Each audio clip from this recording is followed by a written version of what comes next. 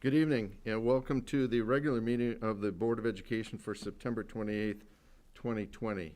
The first thing we'll do is item 1, roll call. Mrs. Bonifield, would you call the roll, please? Mrs. Bradford? Here. Mrs. Burton? Here. Mr. Centers? Here. Mrs. Frank? Here. Mrs. Jarvis? Here. Mrs. Bonifield is here. President Johnson? Here, we do have a quorum. Thank you again for tuning in. I want to welcome everybody to our regular meeting. As you can see, we're finally in the boardroom, and we are social distancing tonight, so this should be a good meeting. I wanted to note that anyone who is in the audience who wants to follow along, you can go out the door to my left, and there's a table to the right, and you will see an agenda and blue slips for anyone who wants to address the board. If you want to fill out a blue slip, hand it in to any of the board members, and it'll get to me, and I can read it. For any of you who are watching at home and want to follow along with the agenda, you can go to our website, which is livoniapublicschools.org, and you can highlight over the board tab, and you will see down to the right a board meeting information, and if you left-click on that, down on the bottom left, you'll see new meeting agendas, and if you left-click on that, you'll be able to follow along with us. I do want to reiterate that this is a voting meeting, and typically you will not see as much discussion at this meeting as you would at a committee of the whole. So I would urge anyone who wants to hear what has gone on with these particular items, which have already been brought to the board on at least 2 occasions, to tune into our committee of the whole. You can go to our website and see that. I would suggest you do that, particularly with regard to the Return to Learn plan that will be presented tonight, and you'll be able to follow along. There will be some presentation tonight, but it won't be as in-depth as it was at our committee of the whole. I'd also like to reiterate, and I have always started out our meetings by reading our district climate goal. And that says that all students will experience a positive, safe, and welcoming environment where both students and adults respect and value one another. We believe that to be extremely important, particularly nowadays when there seems to be such a divisive society, that we need to respect one another. We can disagree with each other, but not be disagreeable. And that's what the board strives to do. I always say we don't always agree on all of the items, but we do respect each other. We listen to each other's positions, and ultimately we come to a compromise on those items. I know that's become a bit of a dirty word, but it works, and we do that every day on the board. So that's all we ask anyone who comes to the podium to respect the board. The board, we respect them as well. I also want to acknowledge all of the emails that we have received since our last meeting. There have been many, many of them. We do read them. I want to thank Mrs. Burton with regard to answering a lot of those. I was out of town. I typically take the time to respond to each one of them. She took over that and did a great job, so I want to thank her for doing that. But again, I want to reiterate that we do see those, we do read them, we do consider them in making our decisions. So thank you, Mrs. Burton, for taking that over. All right, so with that, we'll move to item 2, our Pledge of Allegiance, and Mrs. Frank is going to help us with that this evening.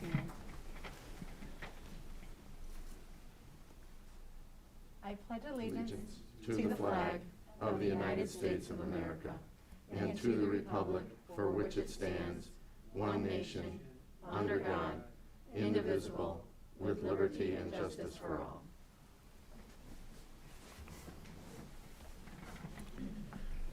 Thank you, Mrs. Frank. That will then take us to item 3, our communications, and item A is recognition of board members for MASB awards. And we'll welcome Mrs. Jenkins to the podium. Good evening. Thank you. Good evening, President Johnson, members of the board, Superintendent Oakquist. It's so great to see your faces instead of seeing you in little boxes on my computer screen. Tonight, it is my pleasure to inform the community about the accomplishments of our Board of Education as a governing body, as well as 3 board members who have achieved another level in their certifications through the Michigan Association of School Boards. First, we are so proud to say that our Livonia Public Schools Board of Education has once again earned the distinction of being an honor board. To become an honor board, all 7 members must have met the requirements to become a certified board member through the MASB. For the benefit of the community, this achievement is no simple task. It requires many hours of classwork in all of their spare time and a dedication to becoming effective certified board members. The MASB has a comprehensive professional development program that entails several levels of certification.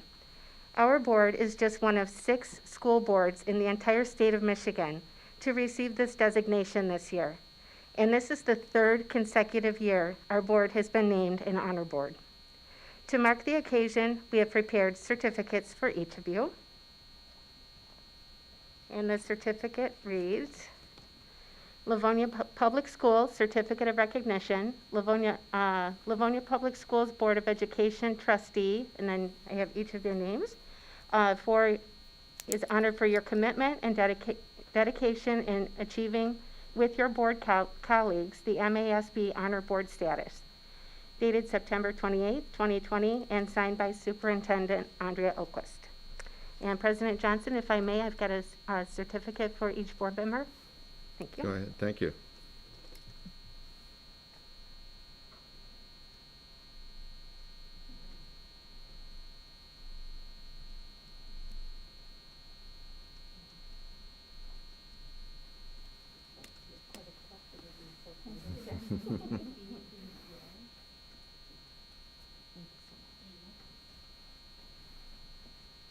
Thank you, Mrs. Jenkins.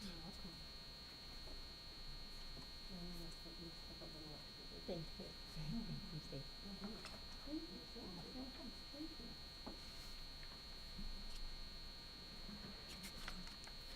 Okay, so our board members continue to advance their education by moving through the levels of certification. And this year, we are proud to honor 3 board members who have achieved those advancements. Darn mask. First, we would like to recognize Trustee Crystal Frank for achieving an MASB Award of Merit. This means that Trustee Frank has completed level 1 plus 45 additional credits. Congratulations, Trustee Frank.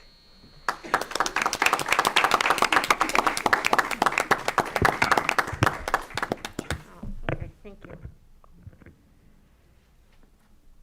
Okay, and if you'll notice on your certificate, we mentioned that honor as well. Next, we'd like to recognize Board President Mark Johnson for receiving the Master Board Member Award. This means that President Johnson has completed levels 1, 2, and 3, plus a total of 9 200 or 300 level classes, and a minimum of 368 education credits. Congratulations, President Johnson. Thank you.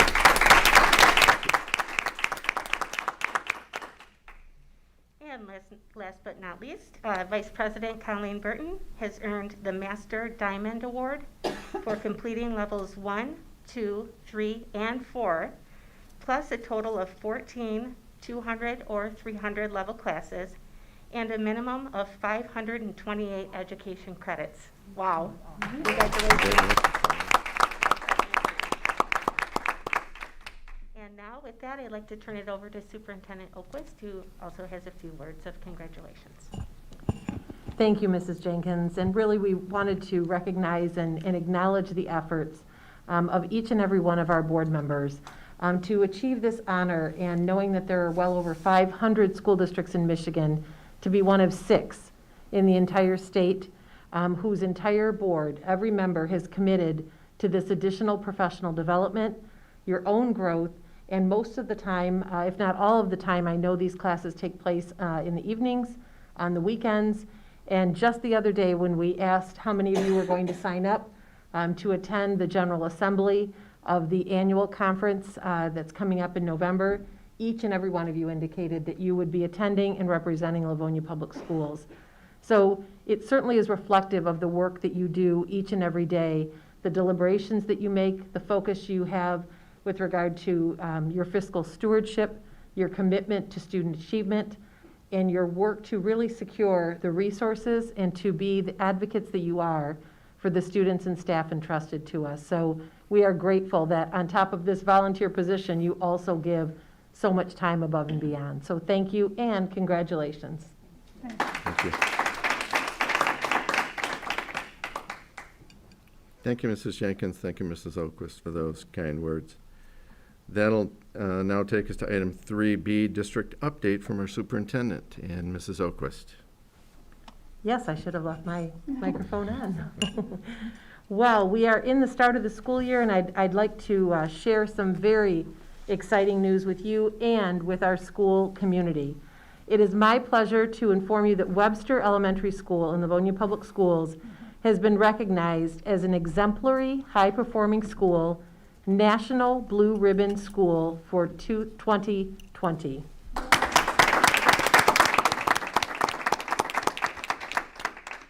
The coveted National Blue Ribbon Schools Award affirms the hard work of educators, families, and communities in creating safe and welcoming schools where students master challenging and engaging content. The U.S. Education Department recognizes all schools in one of two performance categories based on student scores, student subgroup scores, and graduation rates. Webster was recognized as an exemplary, high-performing school.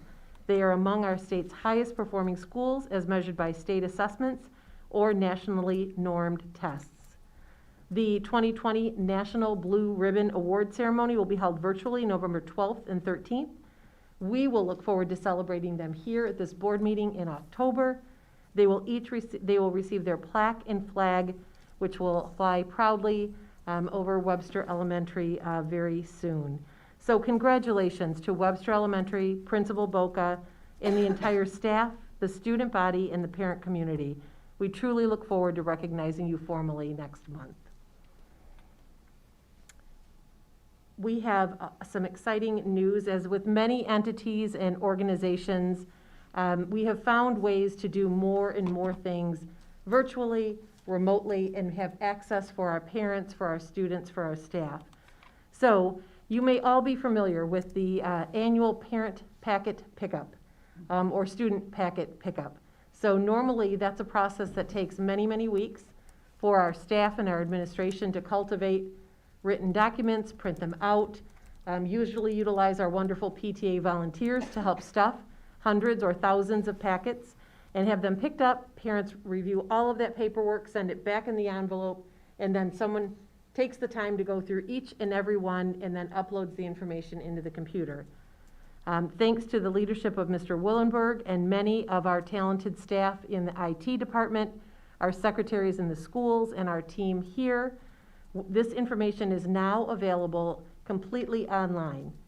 So the student packet is available for all parents online. I think I see a happy mom out there, right? Yes. And in addition to being able to review those documents online and submit them and sign off, you are also able to, at any point in the year, update your contact information, your emergency information through the Parent Connect site, which is also available, I believe, on our fully integrated app as well. So we are thrilled to bring that forward to our families. We hope this will not only be a great convenience to our families, but we also believe it will be much more efficient for our hardworking office staff in the schools as well. So thank you for your leadership on that, and thank you to all who were involved in that process. So normally, you might recall that at this time of the year, this is when we normally share a big update on summer projects, right? Well, now that we brought a close to those large bond projects, we know the work is still going on with regard to our sinking fund. So I'd like to just take note of the tremendous work that has been done throughout this summer. We were able to complete roof work at Emerson, the Livonia Career Technical Center in Rosedale. We completed parking lot projects, some rather significant, at Churchill, Johnson, Niji-Iro, and Jackson. and boiler work at Franklin, Emerson, Riley, Coolidge, and Roosevelt, along with the floor refurbishment in the competition gyms at Franklin and Stevenson. If you have not seen those, they are absolutely beautiful. And they're just now completing the bleacher project in those competition gyms as well. So you will be happy to know that the bleachers will also have the handrails and the contoured seats. And so they are definitely an upgrade. Those were original bleachers. They were definitely antiques, and we are very pleased that the sinking fund has allowed us to make those upgrades in the competition gym. You might recall, those were not areas that were touched with the bond work. And while there's still work to be done in those areas, we're very pleased to bring these refurbishments forward in these new additions as well. So quite a bit of work done this summer, and I thank Mr. Francis, Mr. Lau, Mr. Roberts, and their entire team for the work in keeping track of all of those projects during a very, very busy summer. So just a reminder to stay connected. We will continue to have, as we have these past several weeks, many updates for you through our email communication, and again, accessible through the app. If you do not follow us on Twitter at Livonia District or on Facebook, we also share quite a bit of highlights from our students, our staff, and our schools, that if you're not engaged in that, we encourage you to do that. It's a great glimpse into the world of our students and our schools. So we thank you for the time this evening to share those highlights, and thank you, President Johnson. That is it. Thank you, Mrs. Oquist. That will then take us to item 3C, written communications. I do not have any written communications. I don't believe there are any to bring before the board tonight. So move to item 3D, audience communication. We always indicate under audience communication that the board has 3 roles in the district. One is to either create and maintain our policies, to hire and evaluate our superintendent, and to align our budget to our long-term fiscal goals. So if anyone addressing the board has any questions regarding those particular areas, then a response would come from the board. As it relates to our day-to-day operations, if there is a request for a response, that would come from our administration. So we will move on and just remind everyone that there's a 3-minute time limit on audience communications. I do have one blue slip that is from Mr. Goins. Step right up, Mr. Goins.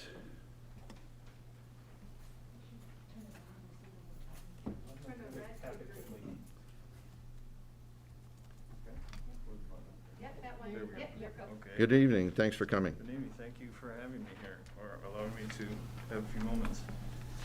My name is Carl Goins. I live in Detroit at 5035 Mitchell Street. I have 3 children in the Livonia School District here. My co-parent is a resident of Livonia. I have a high schooler, a middle schooler, and an elementary student.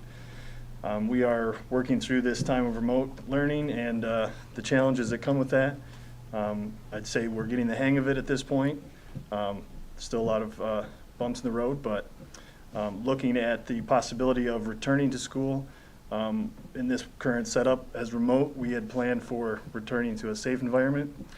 After reviewing the plans for return to learn, for the most part, I do see that the regulations or the guidelines that I am living by and I see out in the public will be implemented. Seeing that there's a minimum of 3 feet as social distancing being allowed in the school classrooms does concern me, as we are all further apart than that in this room currently. And anywhere I go in public, that is a standard rule, 6 feet. So that creates an extra stress in considering what that's going to look like in the classrooms. I also have children that are in the athletics. So I have witnessed on numerous occasions athletes in football, cross country, tennis, unable really to abide by some of these basic social distancing guidelines that we're trying to implement. I know it's difficult for the kids. I know it's challenging for the coaches and anybody else that's working with the students to follow those guidelines. But seeing that on a pretty regular basis as we go to practice brings a lot of concern about how that's is really going to be regulated in the schools, and what's the reality of that, and is it possible and feasible? So, I mean, really, those are my concerns, and I just wanted to make sure to voice those to you all in your consideration for this vote. So, thank you for having me here. Thank you very much. Thank you. Shall I turn this off since nobody else is here? Thank you. I do have a second blue slip, and it's Mr. Mike Testa. Good evening, Mr. Testa. Thanks for coming. Thank you.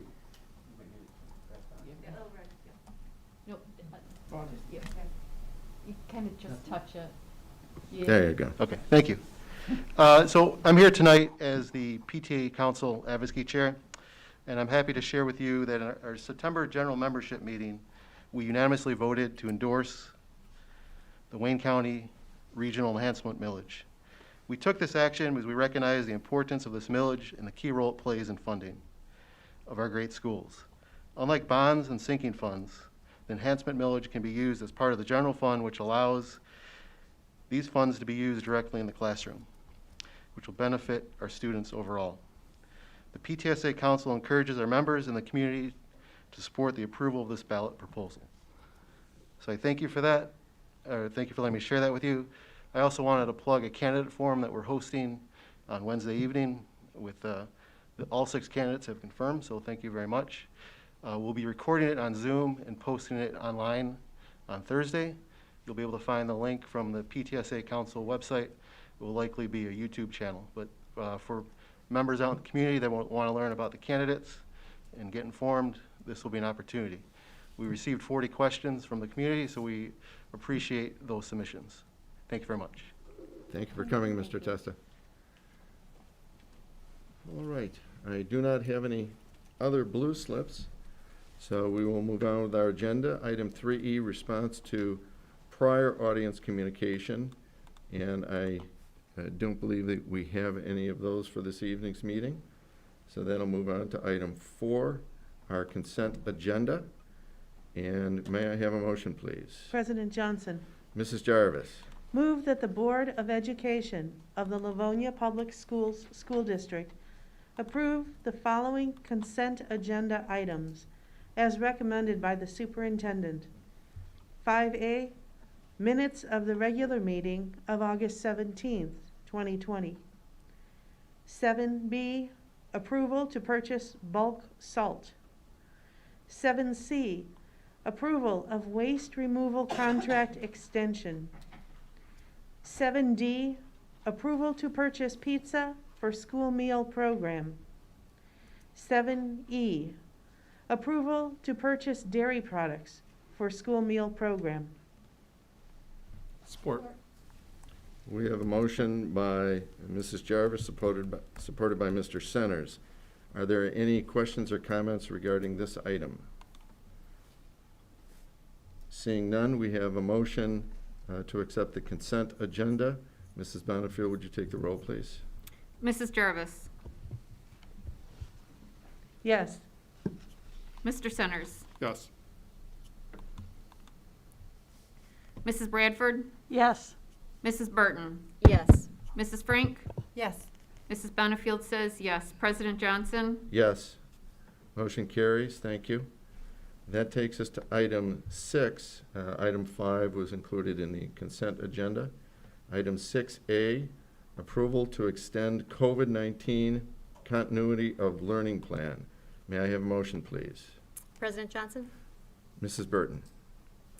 move that the Board of Education of the Livonia Public Schools School District approve the extended COVID-19 continuity of learning plan for the remainder of the 2020-2021 school year. This plan includes a gradual return to in-person instruction beginning on Monday, October 5th, 2020. Support. We have a motion by Mrs. Bonnefield, supported by Mrs. Bradford. And Mrs. Oquist, I'll turn it over to you at this point. Thank you so much, President Johnson. Our team would like to share with you a summary presentation this evening. As you mentioned at the start of the meeting, on Monday, September 21st, we did present approximately just over 2-hour presentation with regard to our recommendation for our next phase in our Return to Learn plan. Again, we reiterated that the state legislature passed a requirement that all school districts bring forward to their Board of Education an extended COVID-19 continuity of learning plan, and the board have the opportunity to review that and act on that prior to October 1st, at which time the plan will be sent to Wayne County RESA for their review and approval, and then sent to the state of Michigan on our behalf. So this evening, we prepared a summary presentation, which will begin now on our screen. And what we are going to be sharing with you are many of the key highlights and some essential information with regard to the plan. Again, it will not be all encompassing, but that presentation is available on our website in a couple of different places. So I'd like to just spend a moment letting folks know where. It is available on our Return to Learn site, which is accessed right off of the front page of our website with that Return to Learn logo. If you click on that, you will see the presentation there. It was also emailed out to all of our parents and staff, as well as the video from last week's meeting. So if folks check their email from last Tuesday, they would have received that there, but it's also available on the website, and it is also included in the board meeting videos as well on the board section, the board tab. So again, our team, district leadership team, will be presenting a summary presentation this evening, and with regard to the transition from Safe Start September to in-person instruction.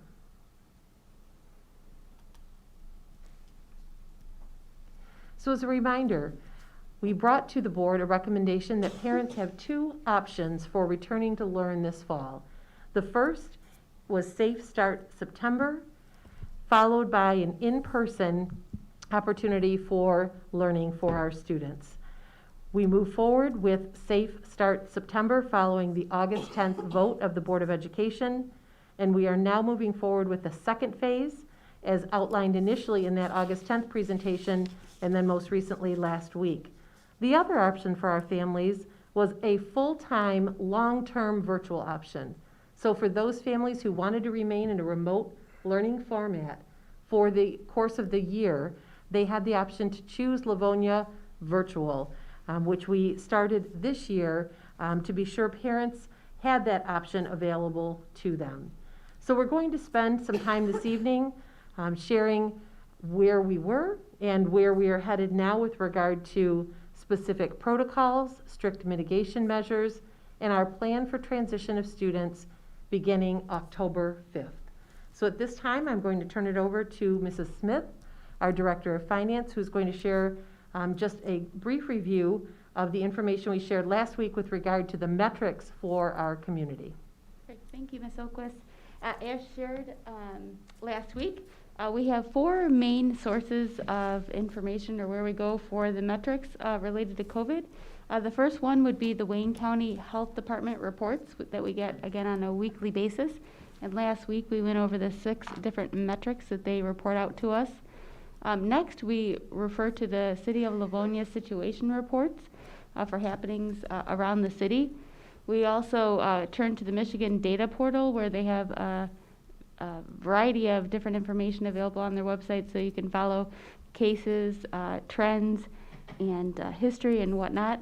And then lastly, we also look to a website called COVID Act Now, which is very helpful in summarizing the data and again showing where our region, where the trends are. What's nice about all of these pieces of data too is that they're all accessible to our public, that you can search these online and then see the same data that we're referring to when we are making our recommendations. As shared last week, we also got an update from the Michigan Department of Health and Human Services last week on September 17th, and they shared new information with us. And the point of that new information was to help guide our local health departments in how they can help evaluate trends and help guide local school districts on their return to learn. And I read it last week, and I'll read it again because it did such a nice job of summarizing really what the what the point of that guidance was. And this guidance provides support to local health departments in advising school districts of public health risk while making decisions about opening, reopening schools. It is essential to create conditions that enable in-person instruction whenever possible, as schools contribute to children's growth and well-being by providing educational instruction, supporting the development of social and emotional skills, creating a safe environment for learning, addressing nutritional needs, and facilitating physical activity. So that was directly from the Michigan Department of Health and Human Services. So we take the Michigan Safe Start Roadmap that we received back on June 30th, along with the Michigan Department of Health and Human Services guidelines that we received on the 17th, as well as the executive orders from the governor, and we use all of that to come up with the recommendation that we presented to the board last week and that we're bringing to you tonight for approval. And I will turn it back over to Superintendent Oquist, who is going to share with you a bit too of what was submitted to the Wayne County Health Department. Thank you, Mrs. Smith. So as we move to the next slide, we are going to talk about district protocols and strict mitigation measures. As Mrs. Smith shared in the prior slide, the Michigan Roadmap has really guided our work throughout this summer and throughout the fall, specifically in regard to the required actions to be taken by each school, review of the strong recommendations, as well as the recommended actions. Our team has put together an extensive document for each level, pre-K to grade 4, upper elementary, middle school, high school, and post-secondary. We submitted this information to the Wayne County Health Department for their review of our mitigation measures. They are going through a process where they review each district's plan and then utilize a process where they measure that against the Michigan Safe Start Roadmap guidelines. And we are very appreciative for their support and guidance throughout this process. They will also continuously share with us as we look to reopen schools and continue to make decisions not only for our district but in the districts throughout the county. They will continue to be that resource for us to share innovative mitigation strategies over and above those strategies which we have already determined we would put into place. And so we'd like to take some time this evening and share with you a little bit about those measures, and I'm going to ask Mr. Green to start us off with just giving us a reminder of where we were last week with some of our extensive grade level protocols and school-based strict mitigation measures. Thank you, Superintendent Oquist. As you can recall from last week's presentation, you saw many slides that had several mitigation strategies from arrival to dismissal listed. You can see a screenshot of those on your slides this evening.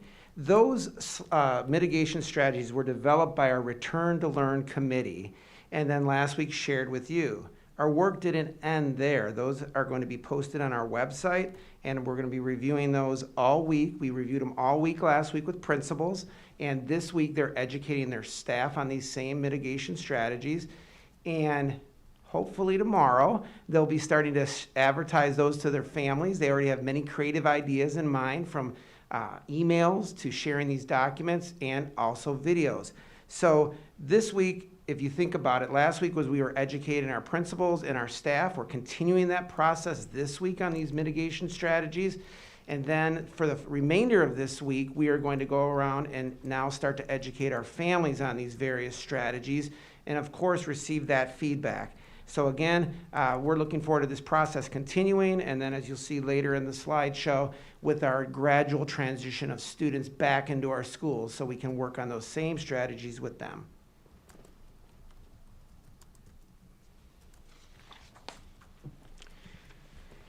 So, district protocols for health and safety. We talked extensively about this last week, and there were several more detailed slides on the topic, but I just want to bring up some of the topics that we had discussed and that are in the plan. First and foremost is mask wearing. Strictly enforced mask wearing is for both employees as well as students. Recently, the state of Michigan has come out to say that even elementary students are now going to be required to wear masks, but long before that they stated that, Livonia Public Schools had decided to have mask wearing for all students. This is a non-negotiable item. Staff must wear them, students must wear them. If someone is medically intolerant of one, it must be shown with medical evidence, and we will work to start then next perhaps with a face shield for a student that may have a medical reason for that. So again, leading off with masks is our first and most important, as we've been told by doctors throughout the country, is the most important thing that we can do in the prevention of the coronavirus. The district also has procured personal protection equipment, or PPE. We have many different items such as gloves, again, masks. We have reusable masks for our employees. We have disposable masks. We have sorry, got my little cheat sheet here. We have hand sanitizer dispensers that have been placed into all the classrooms. We started off with getting those into the classrooms first that didn't have a sink, and now we've moved on to installing them even in classrooms with sinks, which is essentially most of those K-4 classrooms. We have different items like barriers, which the board is approving this evening, to an additional purchase of some plastic barriers.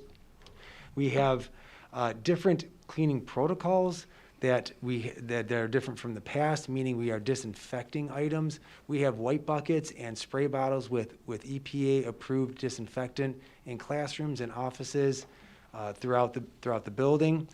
We will be disinfecting those tables or desks in between cohort switches, meaning, as an example, in a secondary school, when first hour moves to second hour, those desks would be wiped down, and we have spray bottles or wipes for that job to be done in between classes. We do also have cleaning protocols with our custodial staff. So we have worked out that between classes, that have to be quickly done by the educational staff. But of course, in the evening then, all those surfaces would be disinfected again at the end of the school day. And twice a week on schedule, we would also use the electrostatic disinfectant throughout the building. And then more as needed if there happened to be a concern, of specific concern. We have cleaning protocols throughout the day as well with high-touch surfaces, things like doorknobs, especially in our main lobbies, the door bar when you walk in to a front door, etc., will be done at least every 4 hours, and any staff member who would want to do that more often in their own personal area or on the doorknobs in the classrooms, etc., is welcome to do that as well. So again, not getting too deep into every single piece, we do have new protocols in place. We have new items in place. I had mentioned last week at our committee of the whole about how fortunate the district is with regard to its HVAC system and ventilation. I by no means was trying to imply that we did all that work or had third-party testing because of COVID. I was merely pointing out that that happened to recently all occur in our buildings, and we are so fortunate for that because our older systems, if this was 10 years earlier or even less, we would not be in the same situation we are today with our ventilation. So I apologize if it sounded like I was trying to explain that we were doing that strictly recently for COVID. I was just pointing out the fact that it has actually occurred.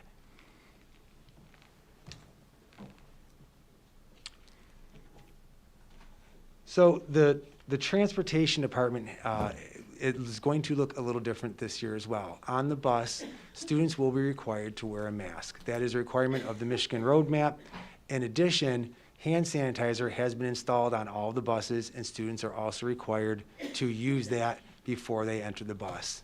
We will be wiping down the buses between runs. We will be with disinfectant. We'll be in its entirety disinfecting buses between the morning and afternoon runs, and we will be opening the windows in the buses, weather permitting, and we'll be loading them from back to front so that we have less students walking past each other. And of course, as they're being scheduled now, the Optimum would be to have, of course, not a completely full bus. So to the best of our ability, based upon how many buses we have, how many student riders, and how many drivers, we will try to keep as separated as possible. We won't be forcing people into 2 and 3 seats when there's empty seats up front simply because we started from the back. We, of course, would spread them out if the bus is less full.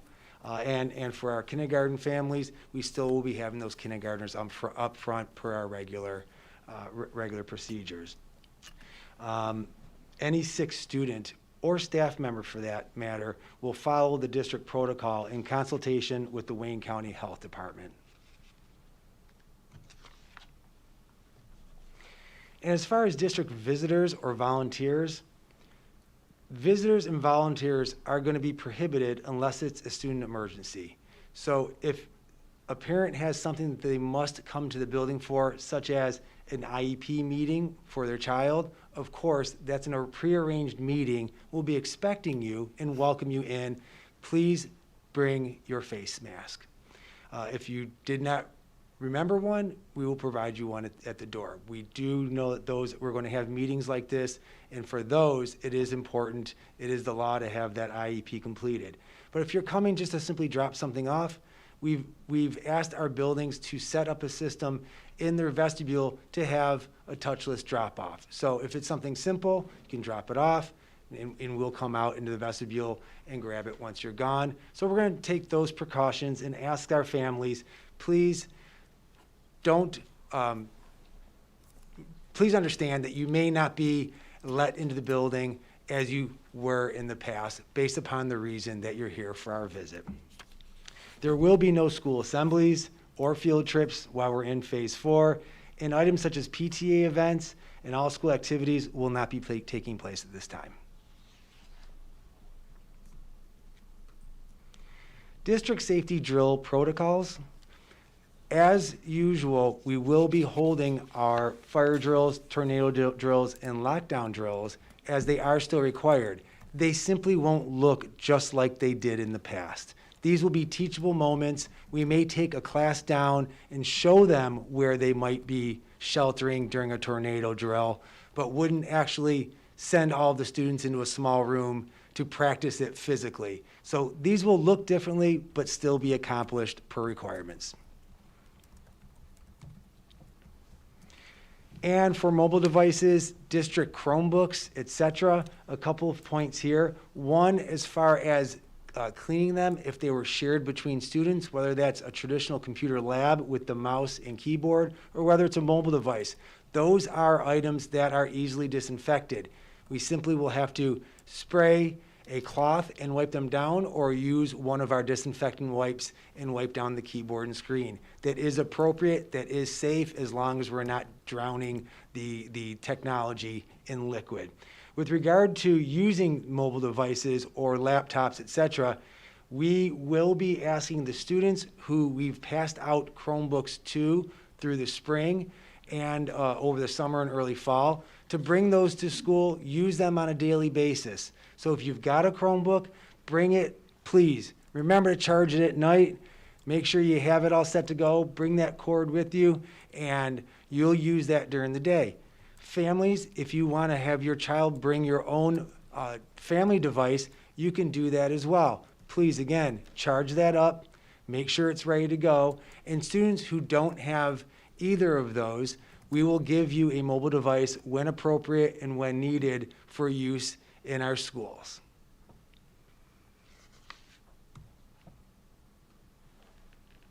Physical distancing has become a term we are all familiar with, and as we plan to welcome our students back into our buildings, it has been a key factor for our planning over the last few weeks and really since the beginning of the summer. We look at this from a number of different factors, whether that is the seating within a classroom, having all desks or tables heading in the same direction, to head-to-head measurements from one student to the next, as well as having seating charts, looking at what cafeteria seating would look like, how we traffic flow through our buildings. And so as students report back to the schools, they're going to see some differences where they may have originally been used to pods or desks facing each other, which make for a better classroom discussion, they may see desks all kind of looking the same from one classroom to the next where they're facing the front. They're going to see things look different in their cafeterias, where tables may be pushed together to limit the amount of seating, or where we have the disc that kids can sit on, that they're marked off to where you can sit one every other one, so that we can maintain some distancing in the cafeteria as well. Certain hallways, especially at our secondary level, are going to be labeled one direction only, so that we're maintaining traffic flow in one direction. Now, that may not be able to be done in every single hallway of every one of our secondary buildings, but there is some traffic flow plans that are being put in place, and those are being marked off very well by our administrators and building level teams that have been working on that.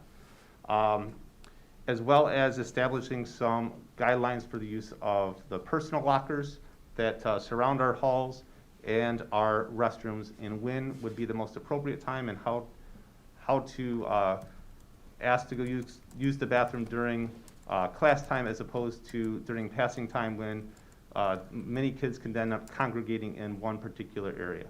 So a lot of thought has been gone into this area, and as you heard last week, it's been a large part of the planning that we have put in place. Another piece has been the health screening protocols. Again, we utilize the Wayne County Health Department guidelines, and again, those are up on our website. These have two protocols, one for staff and one for students. The criteria is the same in both regards. Staff will be doing this via a Microsoft Forms prior to arrival, as well as taking their temperature upon entering the building, whereas the student protocol will be accomplished at home. This isn't a hope, and we don't just hope our families do this. This is an expectation. It is an expectation on all of our families each and every day that they are running through this protocol. That is to ensure the safety of their child, the children around them, our staff, our entire school, and really our entire Livonia and surrounding area community. So it is vital, and is a key component to bringing our students back into the buildings.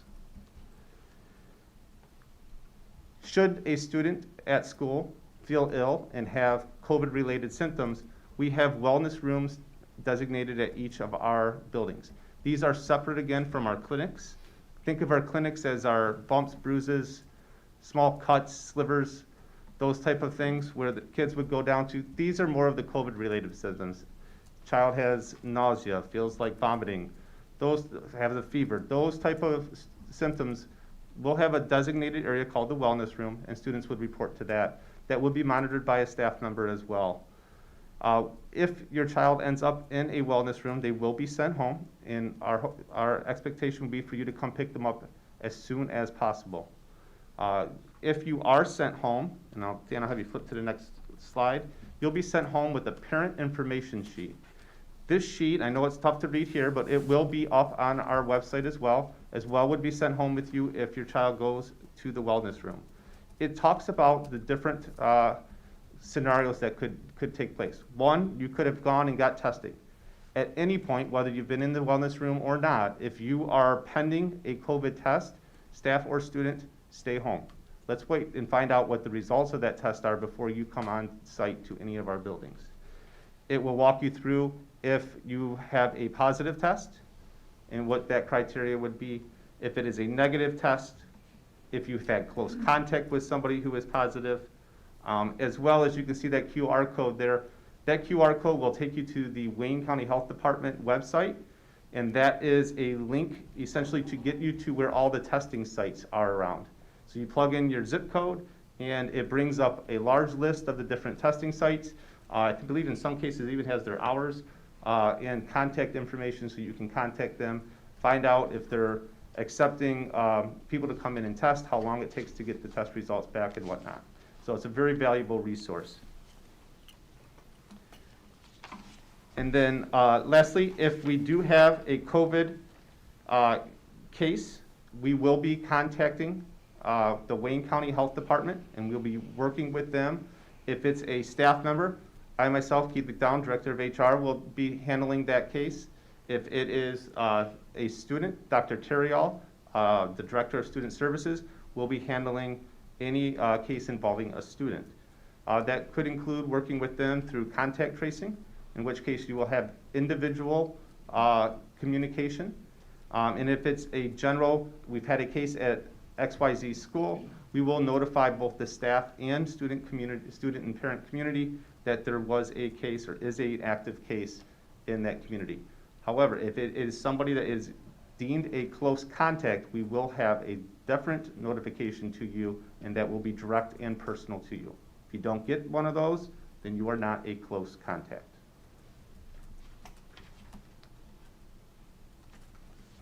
Okay. I would like to share with you a little bit of information on our student instructional day and transition plans. But prior to my colleagues from elementary and secondary sharing their specific level plans, I want to share a little bit of the background and rationale for some of the changes that are going to be occurring in the instructional day.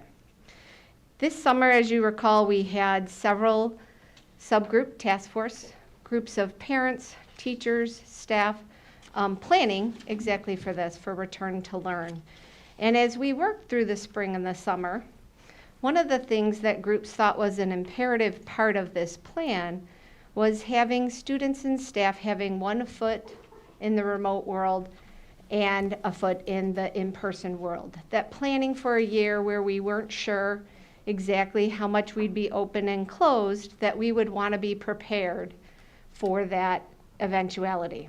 So although we did start remotely with Safe Start September, we will be planning on continuing that with our all levels, having remote learning, asynchronous learning each day, or assignments that are weekly from each class.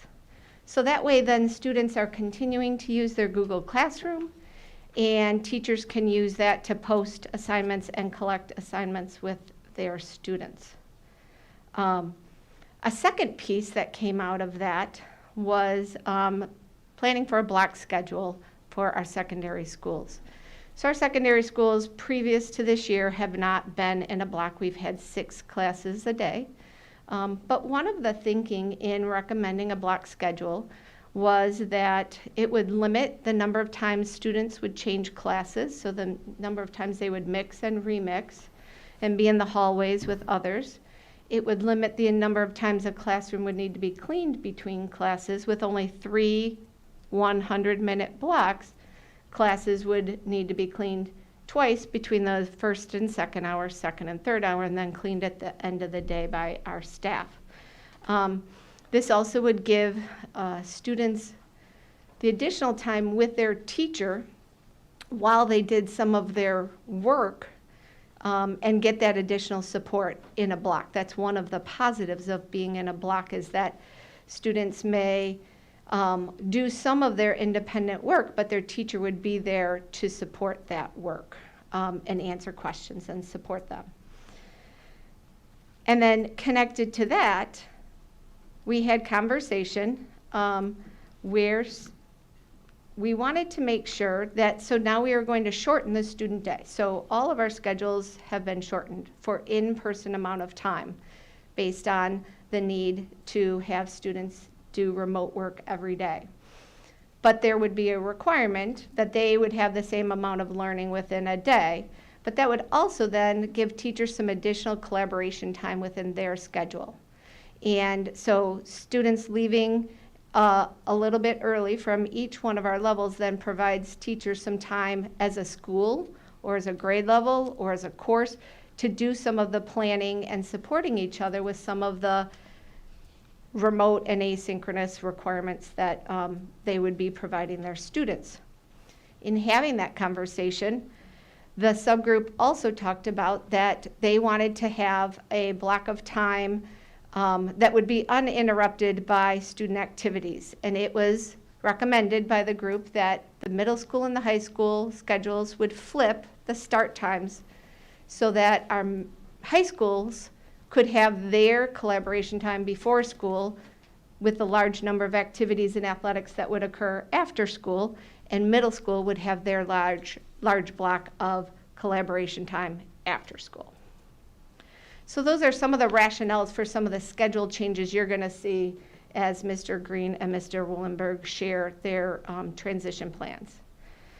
In addition, as they plan out and share their tradition, we have some goals that we want to just share with you, that this transition of beginning October 5th would provide our students and our families. It would give us time to, in smaller amounts of students, teach those protocols and those procedures to show them that school is a little bit different than the way it was before. And as Mr. McDonald was sharing some of the physical distancing protocols, teaching kids and having them practice. So at each level, you'll hear the overview of how they're going to plan on doing that. But it would also give our students the opportunity to practice what arrival and breakfast and lunch would look like in our classrooms, how to take a mask break, how to change classes at our high schools. You know, all of those pieces that if we had all the students all at once, it could be you know, a more difficult task. But by having a transition, so from Safe September, a transition week, it would provide all of our staff every day to teach a group of students those protocols and then debrief and say where might be some areas we want to work on before tomorrow. So that would provide us that time and opportunity for that. So I'm going to turn it over to Mr. Green, who is going to share with you the elementary transition plan. Thank you, Ms. O'Brien. So earlier I had a chance to discuss our mitigation practices that we've been working on as a group and going out to the different buildings and working with staff and continuing this week to work with families. The following slides, we're going to pause when they first load because these are I think the most popular slides out there. These are the slides that speak to our transition schedule and when each group of kids is coming back in person. So take a moment to let's look at this first slide and I'll run you through it. Okay, so you can see that, again, like I said last week, you do not have to memorize these to our families in the audience. You will be getting advertisements all week about these schedules, and this document is actually already on our Return to Learn page from last week's presentation. So as you can see, for our in-person students on October 5th next week, we're going to bring in our young fives and our kindergartners and our sixth graders at the elementary. At that same time, all grades that are not in person will have remote learning experiences. One of the beauties of this rollout plan next week is that if students aren't in person, they will have a remote learning experience each day. On October 6th, we're going to have our young fives, our kindergartners, our first graders, and our sixth graders in session. Again, we're building one grade level at a time at the K4, and we started with our sixth graders in our 5-6 as the experienced students. And on Wednesday, we then just keep building up grades K, 1, 2, and 5, and on the 8th, grades 1, 2, 3, and 5, and then all students return on October 9th. And then if this plan is approved, the following week on October 12th, we are all fully in session for all grade levels. You can see there Webster ACAT and Niji Ero's plans as well, as they utilize a little bit of a different instructional model and what their rollout looks like. At this time, our Livonia virtual students will stay on their regular schedules for next week as well. So all students are going to be having educational experiences each and every day of our rollout. And a few questions have been asked about why are we starting with the youngest at the K4? We're starting with the youngest at the K4 because they have the least amount of school age experience.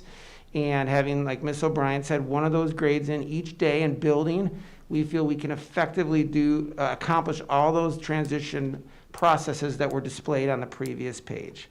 So again, you don't have to memorize this slide. It's going to be advertised for you. It's already out there, and you're going to be getting many correspondences this week from your child's school. So let's take the next slide here. It talks about key times during the day for face-to-face instruction. This will look a little bit different. So just as with our rollout, this is going to be your schedule for the remainder of the year when we are in person. At the K4, our arrival begins at 8:55, and if you recall, that's a gentle arrival. So in that window between 8:55 and 9:10, we're going to be practicing that arrival where students will be entering into their classrooms to start the day. We're avoiding congregating in lines outside, which is a change of tradition for us. The instructional day starts at 9:10. You can see the lunch hours listed there, and the dismissal is at 3:25. As Director O'Brien said, there is a asynchronous expectation that we're going to have every day, and that's going to be iReady at the K-4 and the 5-6 level. And as you can see for our 5-6 schools, our upper elementary friends, they're going to begin their day at 8:20, and that is another gentle arrival at all the way to 8:35. So I need to remind the community that every year when we return to school for those first days of school, we practice those arrival procedures, we make modifications to them, we communicate to our families if there needs to be some tweaks or some things we're seeing that are working really well, some reminders, and so we know that's another part of our plan when we return to school is having that those reminders go out daily. We always warn our community you're going to get a lot of emails from us these first few weeks of school when we're back in person as we adjust our routines. A few other items on this slide. It's important to recognize that Nijiiro and Webster have unique schedules, and they're going to be communicating those schedules to their families. And again, another important part to remind you over and over is that students will continue on their remote learning schedule and not in person. And we're really going to ask for a lot of help with drop-offs not being any earlier than 15 minutes prior to the start of the day. And so that's why we've advertised those gentle arrival windows for you. And again, Livonia Virtual remains on the same schedule. So a few points on this slide about how we're implementing the protocols. So as I spoke earlier, school visits. We've been reviewing the implementation of these mitigation strategies and measures. We've been going to buildings and talking to them about their PPE equipment, their needs. We've been looking at building setups of classrooms and their arrangements and meeting those physical, social distancing requirements. And I want to just give a big shout out to all of our employee groups as I've been able to visit buildings and the team has been able to visit buildings. I really appreciate their feedback and their questions. I appreciate their ingenuity, their creativity, and their enthusiasm for welcoming our students back. Another piece I've mentioned several times this evening is communication. We promise you to the community we're going to probably over-communicate here with you, but we really want to give you many modes of communication to provide you with all the information you need for a safe and effective return. Videos, information in the Google Classrooms, and emails are just some examples of the communications you're going to be receiving. And so the purpose of the 5-day transition, why? We wanted to ensure the practice and protocols we have worked on at the building level will be implemented with fidelity and precision. And another purpose is that all students will have an educational experience while we transition back fully, whether remote or in person. So appreciate you allowing me to spend some time going over those elementary procedures and the schedules. And I'm going to turn it over to Director Woolenberg now, who's going to take us through the secondary plan. Thank you, Mr. Green. My name is Daniel Woolenberg. I'm Director of Secondary Programs. I'm happy to share with you our secondary transition plan. Last week, there was 11 or 12 slides in this presentation. It's been reduced down to 4. It's a summary. So let me start with what that transition plan looks like. It's a gradual return to in-person instruction. So looking at our chart that I'll ask that you memorize, certainly by next week, on the 5th and the 6th, and I'll start with middle school. On the 5th and the 6th next week, Monday and Tuesday, we're talking about 8th graders reporting for in-person instruction, just the 8th graders. The 7th graders on that Monday and Tuesday will follow their regular remote schedule. Later in that week, on Wednesday and Thursday, we'll flip that. So we'll have the 7th graders in on Wednesday and Thursday for in-person instruction. And the 8th graders will stay at home and follow their remote learning instructional plan. And then on Friday, October 9th, all students will be in to school to follow their block schedule. At the high school level, we'll start with the 11th and 12th graders in on Monday and Tuesday. October 5th and 6th will be just the 11th and 12th graders in. Our goal was to get the older folks in first, the more experienced folks, We want to make sure they understand specifically, their new schools and their new routines and their new protocols. And we'll use some of them to help the younger students when they come in on the following 2 days. But that Monday and Tuesday, October 5th and 6th, just 11th and 12th at the high school level. We'll flip-flop that on Wednesday and Thursday, where we'll bring in the 9th and 10th graders for in-person instruction. And the 11th and 12th graders will stay home and follow the remote schedule. On Friday, October 9th, again, any and all students, whether it's, will be in for their in-person instruction on October 9th. Throughout that whole week, remember, and into the future, our Livonia virtual students remain on their regular schedule. I'll say that again, our Livonia virtual students remain on their regular schedule through the transition week and into the future. To fill in a bit further, some key times for our face-to-face instruction. Remember, it's been outlined by Director O'Brien. Our start times have switched between the middle school and high school. So it's our middle schools that will begin next week, Monday, at 7:30 a.m. And their day will run to 1:15 plus the hour of asynchronous time. We ask that the drop-offs to the middle schools be no earlier than 15 minutes prior to the start time of school. So students will be allowed into the building at 7:15, beginning at 7:15. Classes start at 7:30. At the high schools, again, we're starting a little later now for the high schools. Stevenson and Franklin will start at 8:10, dismissal at 1:55. Churchill follows a similar schedule, but 5 minutes later. They'll start at 8:15 and dismiss at 2 o'clock. The Career Center students will start at 8:15 as well. Their dismissal is a little earlier so we can transport students back to their home schools. We ask that parents and students, parents not drop off their students and students not show up to school any earlier than 25 minutes prior to the start time. So that'd be 7:45 and 7:50. And again, students will continue their current remote schedule when they're not in person next week.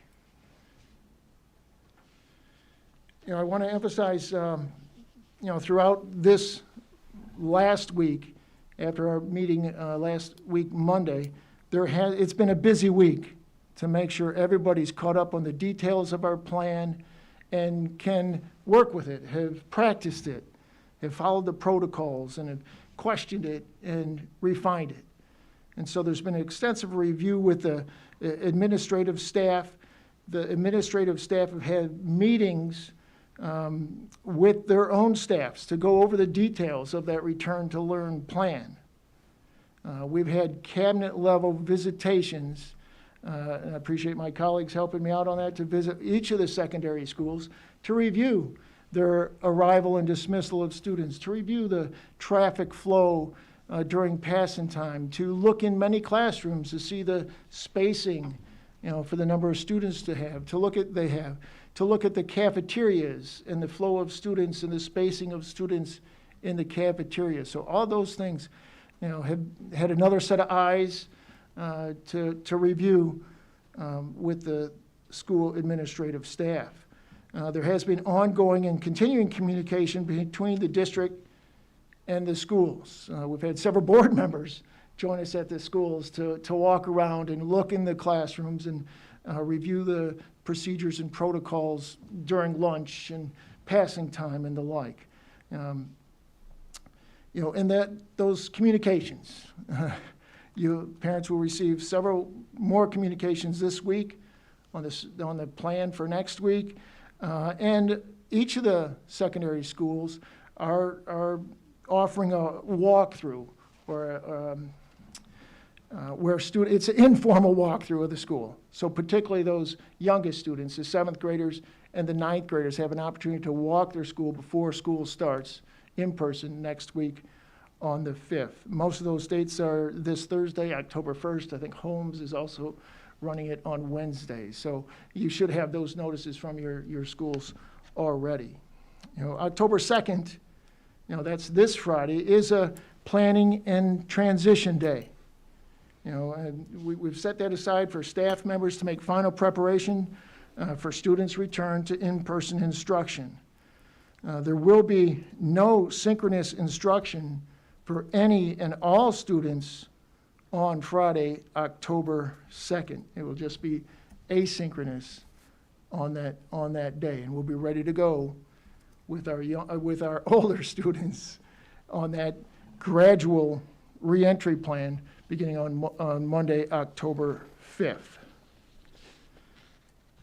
I did want to review again very quickly our Michigan High School Association guidelines for participation in sports. And as I explained last week, there's been plenty of delays, postponements, stops, restarts.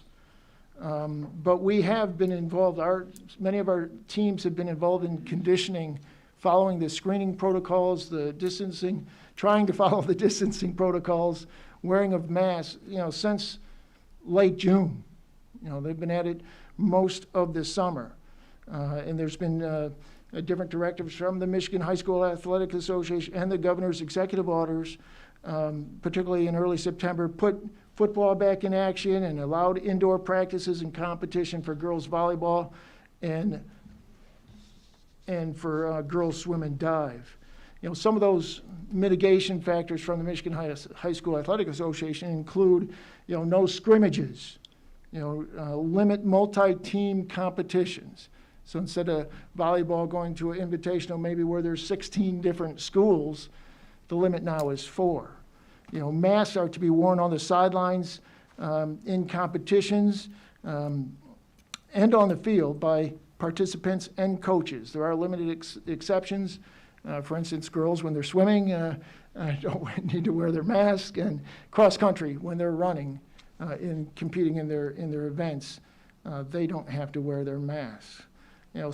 At our home events, our ADs have worked to make sure parents understand our contests are our spectators are limited at contests to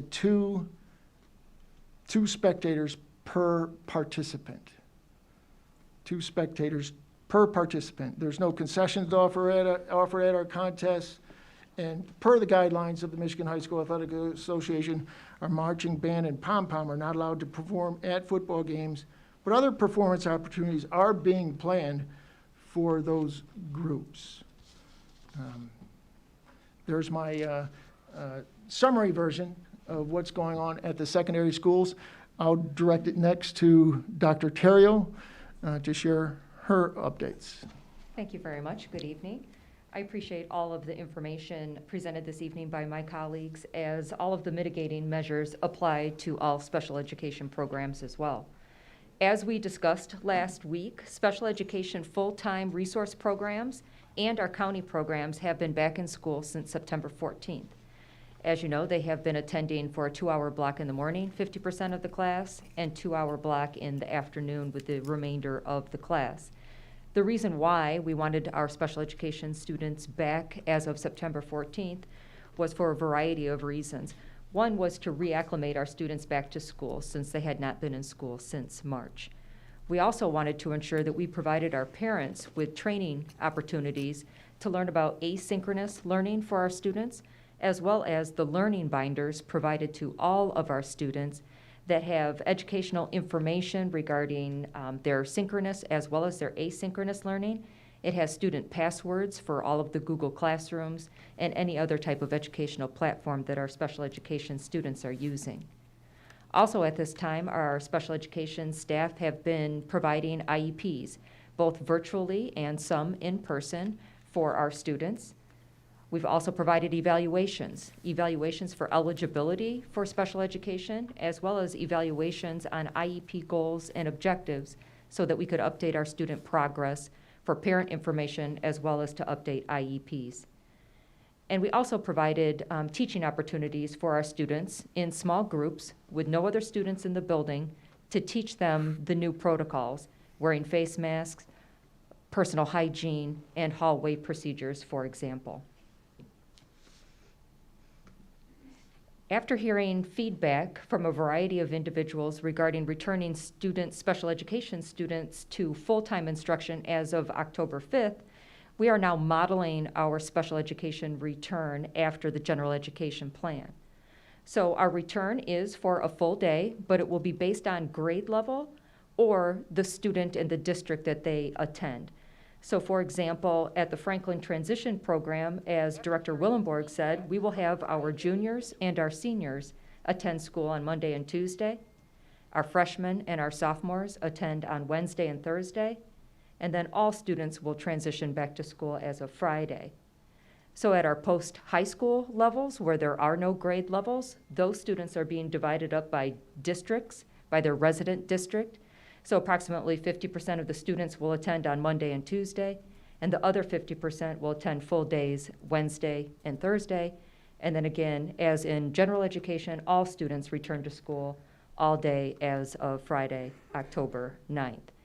Because there are so many unique schedules in the special education world, each family will be communicated with their particular program, with their times, their schedules, their transportation schedules as well. So again, we will be communicating the specific plan for each program for our families. That includes our Great Start Readiness program, our preschool programs, as well as our K through post-high school programs. So I appreciate this opportunity, and I would like to now turn it over to Superintendent Oquist. Thank you so much, and thanks to each of our team for really reviewing the presentation and the essential information this evening. Certainly without question, over the past several weeks and several months, we have had extended discussions and study of this very, very important and very impactful recommendation and subsequent decision by the board. Each and every step of the way, I know you have continued to stay involved and informed and ask questions, as have members of our community, and it has truly been the result of the input and involvement of literally hundreds of individuals within our district to get us to this point. The plan that we've shared with you really does reflect that input, and we really had two goals. One, how to best meet the educational, social, emotional, and behavioral needs of our students, while also working to keep our staff and our students as safe as possible. So the plan we are bringing to you this evening, we believe has really focused on meeting both of those essential goals. And we really know that with a plan of this nature, it will take each and every one of us doing our part. So it will take the commitment on the part of our LPS staff and each of us. It will take commitment on the part of our students to stay diligent with the protocols that we've set forth, which is really going to be a focus. Should the board move forward with this plan, that will really be a significant focus for us next week as we have our students in smaller groups. It will take a commitment on the part of our parents to continue to partner with us, as they have throughout this journey, to be diligent about the daily screening protocols, to be taking temperatures each and every day, to be reviewing each item on that checklist to be sure students are coming to school only when they're healthy, to help practice and acclimate students to proper mask wearing. All of those pieces will help our parents partner with us to be able to entrust their children to us at school, and to be able to really begin to meet those needs that we've talked about and that we've heard so much about over the past several months. If you can believe it, by the time we get to Monday, it will have been about 206 days since our students were last in school with us. Now, by no means does that mean that was the last day of learning. We know that our folks have worked tremendously hard to keep our students engaged throughout this spring and certainly this fall in this remote learning format. We also know we've asked for our parents to be very active partners with us throughout this remote learning period, and truly realize the impact and challenge that has had on so many. And so we truly believe that the ability to bring forward a plan such as this, again reflective of the input of many, doing so diligently on our part, on our students' part, on our parents' part, that really, together, we will able to bring this plan forward and begin to welcome our students back safely and be able to provide also a safe and healthy workplace for our staff, about whom we care greatly. So we would like to really turn it back over to the board, turn it to you, be happy to answer any questions you may have, and we appreciate all the time that you've given us to be able to share this information with you over the past several weeks and months. Thank you, Superintendent Oquist, and thank you to the cabinet team for that thorough summary. I will open it up to my colleagues for any questions, comments. Mrs. Burton. Yes, I have a number of questions. As has been mentioned, the board has received literally hundreds more emails this week, some from parents, some from staff, and opinions are all over the board with lots of folks depending on what their needs are, usually their own personal needs and the needs of their family members or their students. But there have been some questions that keep coming up, and most of these we've covered last week, but I'd like to go over some of them again for the benefit of those folks who may not have tuned in last week. Mr. Francis, one question for you. When you were speaking of the room ventilation, am I correct in remembering that the air in our rooms is circulated out 6 to 8 times per hour? Is that correct? It's exchanged. Exchanged? Right, Okay. yes. Yes. Okay. But that's, and 3 to 4 times, if I remember correctly, was what was recommended, and we're at 6 to 8? From what I've read, like a 4 to 5, 4 to 6 times is what's recommended. So Okay. we are right there, and if not a little above. Okay. And again, thanks to that work that was done just a few years ago is as a direct result of our community supporting our bond. So again, thank you to the members of the Livonia Public Schools community for supporting that significant bond. There's a lot of safety work done and a lot of behind-the-scenes mechanical work that was done, but this is one piece also. And on top of just fresh air and feeling better, this is a safety piece at this point. PPE has been asked about. Again, Mr. Francis, I think you're probably the best person to ask this of. If staff members have PPE that they either are lacking or they need more of, who should they go to in their building if they need more PPE?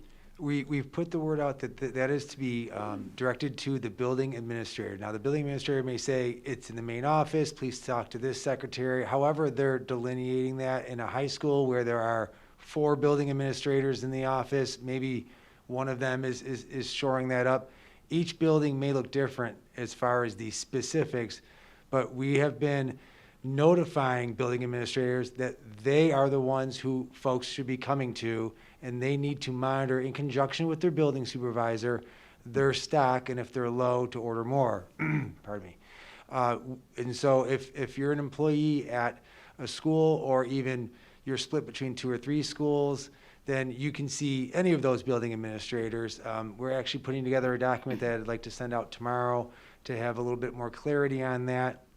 Items that and I've had folks say that, there's not enough of X, Y, or Z, yet on our end, we have them in warehouse, we've been delivering them to buildings, so I'm still trying to work out where the disconnect is and trying to figure out if somebody says, I can't find gloves, but we know that we have literally thousands upon thousands of gloves in the district. So I'm trying to work with others to find out where we're breaking that down. We don't want to have a lag in time. We don't want to have confusion. We want to be able to say, if you need gloves, here are gloves. Okay. And if, obviously the district is supplying PPE such as masks, gloves, gowns as needed, shields as needed, but if a staff member has any of those items that they want to supply on their own from home, are they welcome to do so? They're welcome to do so if they fit the guidelines of what we are using, meaning that if they would like to have their own reusable face mask, then it needs to be one that is made of cloth, or they could use and purchase and use their own 2 or 3 ply paper disposable face masks. There are certain items that, you're not supposed to just wrap a scarf around your face and call it good. That's not approved. Okay. So we will have it, we will supply it for all of our staff, but they're welcome, if it meets the standards, they're welcome to bring it from home also. Sure. But it's I not know required to bring it from home. Most people have I look around this room and everybody's got like their own, or most people have their own face mask that they like to use, their reusable face mask. But we do what I'm wearing right now. The district has thousands and thousands of these cotton reusable face masks. We have enough. We've sent them out to buildings already. But if you want to have your own and it does the job, it fits snugly, it fits appropriately, and it's worn appropriately, meaning over the mouth and the nose. Okay. Thank you. Mrs. Oquist, a question was asked about attendance policy. Normally we have, and I believe it's through the county if I'm not mistaken, a limit on the number of absences a student is allowed to have. Obviously, if we have a student who's involved in a COVID situation, either COVID positive or quarantining because they were exposed, I assume that this attendance policy is going to be waived. Is that correct?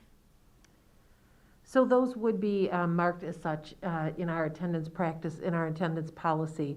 Students would not be penalized for a COVID-related absence.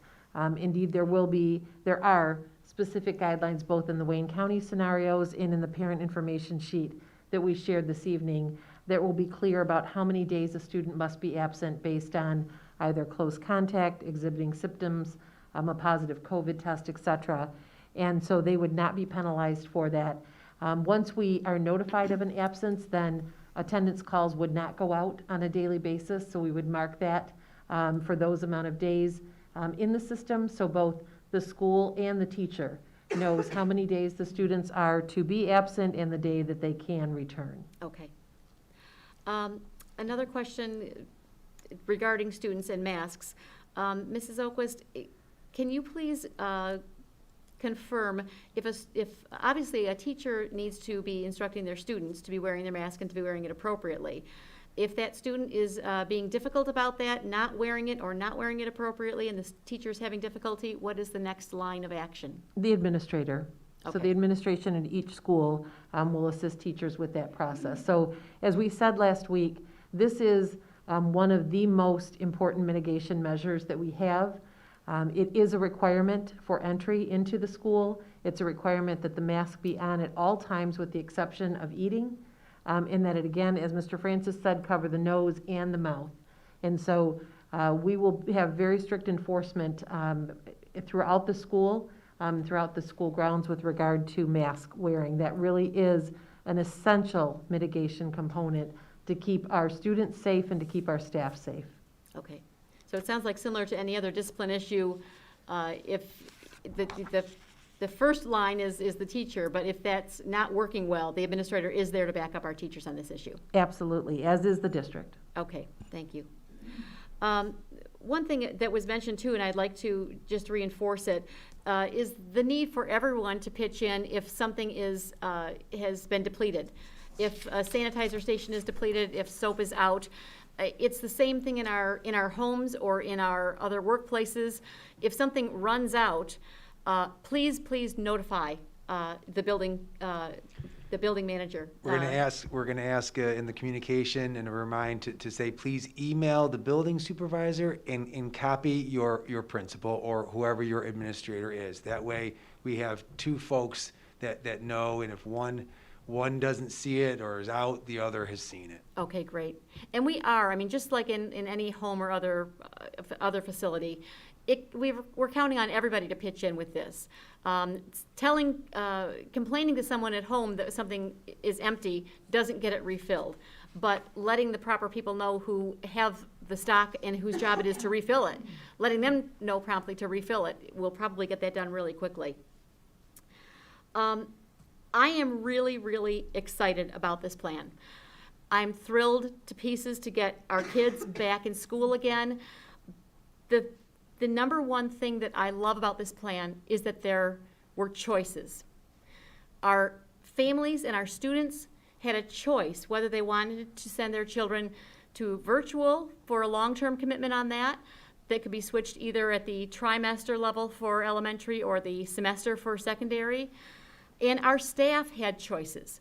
Our teachers had choices as to whether or not they wanted to teach virtual or wanted to teach in person. Now, these are not easy choices, I don't think, for anybody. There are safety factors to weigh in every scenario, but I'm really proud of our district for giving choices to our folks and not just dictating the way it's going to be. One thing that I have said from this table regarding this topic several times is that, of course, the number one concern for our students is safety. But safety looks different to different families and different students, depending on what their needs are, what the needs of that individual student might be, and the needs of their family members. Some of our students are living with elderly or immunocompromised family members. Some are not. Some kids are doing really well with remote learning. Some are struggling greatly. So safety is more than COVID safety. COVID safety is definitely one significant factor that we're looking at. But we're also looking at mental safety, the mental health of some of our students, which has been suffering lately. We're looking at social emotional safety for our kids. Some kids are living in wonderful, very nurturing home lives that are emotionally nurturing and able to feed and care for children well, and some of our students, sadly, are not, where that is not the happiest place to be, or the safest place to be. But depending on what your student's situation is and depending on what the family situation is, safety is the number one thing, but safety looks different. And just based on safety, some families would choose to have their child in school, and others would absolutely choose to have them remote. So again, I go back to, I applaud Livonia Public Schools for giving our families and our staff members, our teachers, similarly. Some of them are in situations where they can't wait to get back into the classroom and teach face-to-face. Some of them had significant trepidation and opted for the teaching virtually instead. And again, I just go back to safety looks different, and I'm glad that we're looking at various aspects of safety with our kids. I would like to also thank the hundreds and hundreds of people that worked on this plan. It includes all of the board, it includes all of the cabinet. So I believe all of our administrators were working on the plan, many of our staff members, parents in the district. This work started in, it began in March, but the return to learn began in earnest in June, perhaps even May. But it has been worked on by hundreds of people, putting ideas together, honing them, sending out information surveys to various groups, staff, students, et cetera, with what folks need and how can we best meet those needs. This plan isn't perfect, but in a pandemic, nothing's going to be perfect. In any scenario. But I think that we've answered as many questions as we can reasonably answer at this point. And there will be changes we need to make. Just like when we go back into your workplace setting, if it's not in a school setting, we get people back in and we tweak things. We see what's working well, we do more of that, and we perhaps change something that's not flowing as we had imagined that it would. I was talking to a friend of mine about it just this afternoon, and we said it's very similar to a lesson plan. Sometimes we may do a lesson plan and think this is just the best lesson in the world. It's going to hit it right out of the park. And it turns out to not be the best lesson that I may have ever delivered. And conversely, sometimes it's a lesson that I'm not feeling 100% when I walk in the door to deliver this lesson, and it turns out to be a fabulous experience. I imagine that this is going to be quite similar, where we're going to plan as best we possibly can as a district, and we're going to expect that we're going to need to make some modifications along the way. And again, I ask for the support of our entire LPS community, our folks who are employed by the district, our students who are the biggest beneficiaries of all of our efforts, and our parents. But we're going to have to work together to make this work. And when you see things that need adjustment, because there will be some, please bring it to the attention of the person who's able to fix that problem or make it a little bit better. Again, I just want to thank everybody who's been involved in it, and I'm so excited to welcome the 10,000 students back into our classrooms whose families have chosen that that's the safest and best place for them. Thank you. Thank you, Mrs. Burton. Did you have comments, Mrs. Bradford? Oh, yes, I did. Thank you, President Johnson. I agree with my colleague Colleen here. I had a question. Maybe Superintendent Oakquist could answer this. Going back to the extended student absences, what will be the protocol if in learning when a student is sent home for, possibly sent home for an extended period of time? So I'll ask Mr. McDonald to tackle that one. Sure, absolutely. So these situations probably will arise, whether it's a close contact or actual positive case. So we've been working with administration and the teacher leadership just to determine and develop these plans. So as you can imagine, as you've seen the entirety of this presentation, both last week and this week, we have a lot to plan for here, and a lot of it was the preparation of just getting, our feet in the door, and this is that next step in that is what is it actually looking like now that we're back and in place, and this is one of those areas that we're still working out.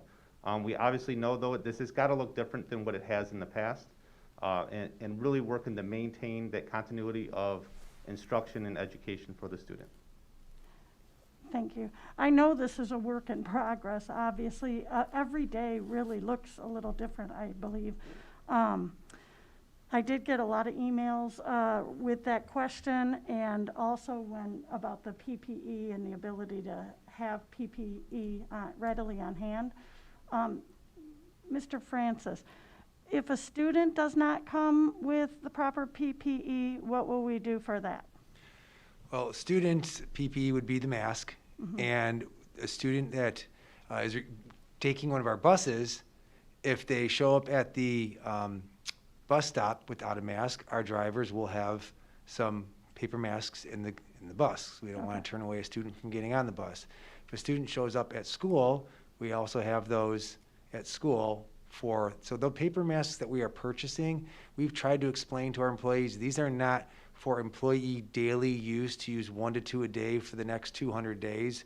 These are for backup. So if you do forget yours as an employee, you've got one, whether it's in your desk drawer or your car glove box, but also for our students. And if we have students that show up that have forgotten, or if during the day they break a mask or dirty a mask or whatever, we want those to be able to ensure the continuity and not turn people away. So we will have those also on hand? We do have, we have paper masks. I want to thank Bill Brown Ford, who have donated several thousand masks to the district for our needs and our use. They contacted us and said they had these and wanted to get them into our hands, and we gladly accepted them, and we greatly, greatly appreciate it. We also have been purchasing paper masks, and we've also purchased child size, which would really be your K4, K5, depending on obviously the size of the child. Thank you. You're welcome. I'll just add to that, that if a family is in need of the cloth reusable masks, we also have thousands of those as well. Yes. So if a family had issue with providing maybe more than one mask or needed a couple of those, because obviously the cloth masks require daily washing, we do have those available as well. We do. What I'm wearing, we have many of these, and call your building principal, call your school's principal, and we'll figure something out for sure. Thank you. You're welcome. I had the opportunity today to do a walkthrough at Churchill to take a look at the facilities and what the mitigation process is going to look like and protocols, and I was very impressed by what I saw. Like many of our families, I'm sure, and staff, I'm sure there's a lot of trepidation in moving into this next phase. I understand that. I think we all understand that nervousness or that uneasy feeling about bringing all our kids back into these buildings. But I have to say I was impressed by, we've talked about the social distancing. I did see in our class sizes, we asked a lot of questions about that. Some of our class sizes are on a bit of the larger side. And students are able to find, and staff are able to find a larger, possibly classroom or location to conduct their classes. I thought that was great.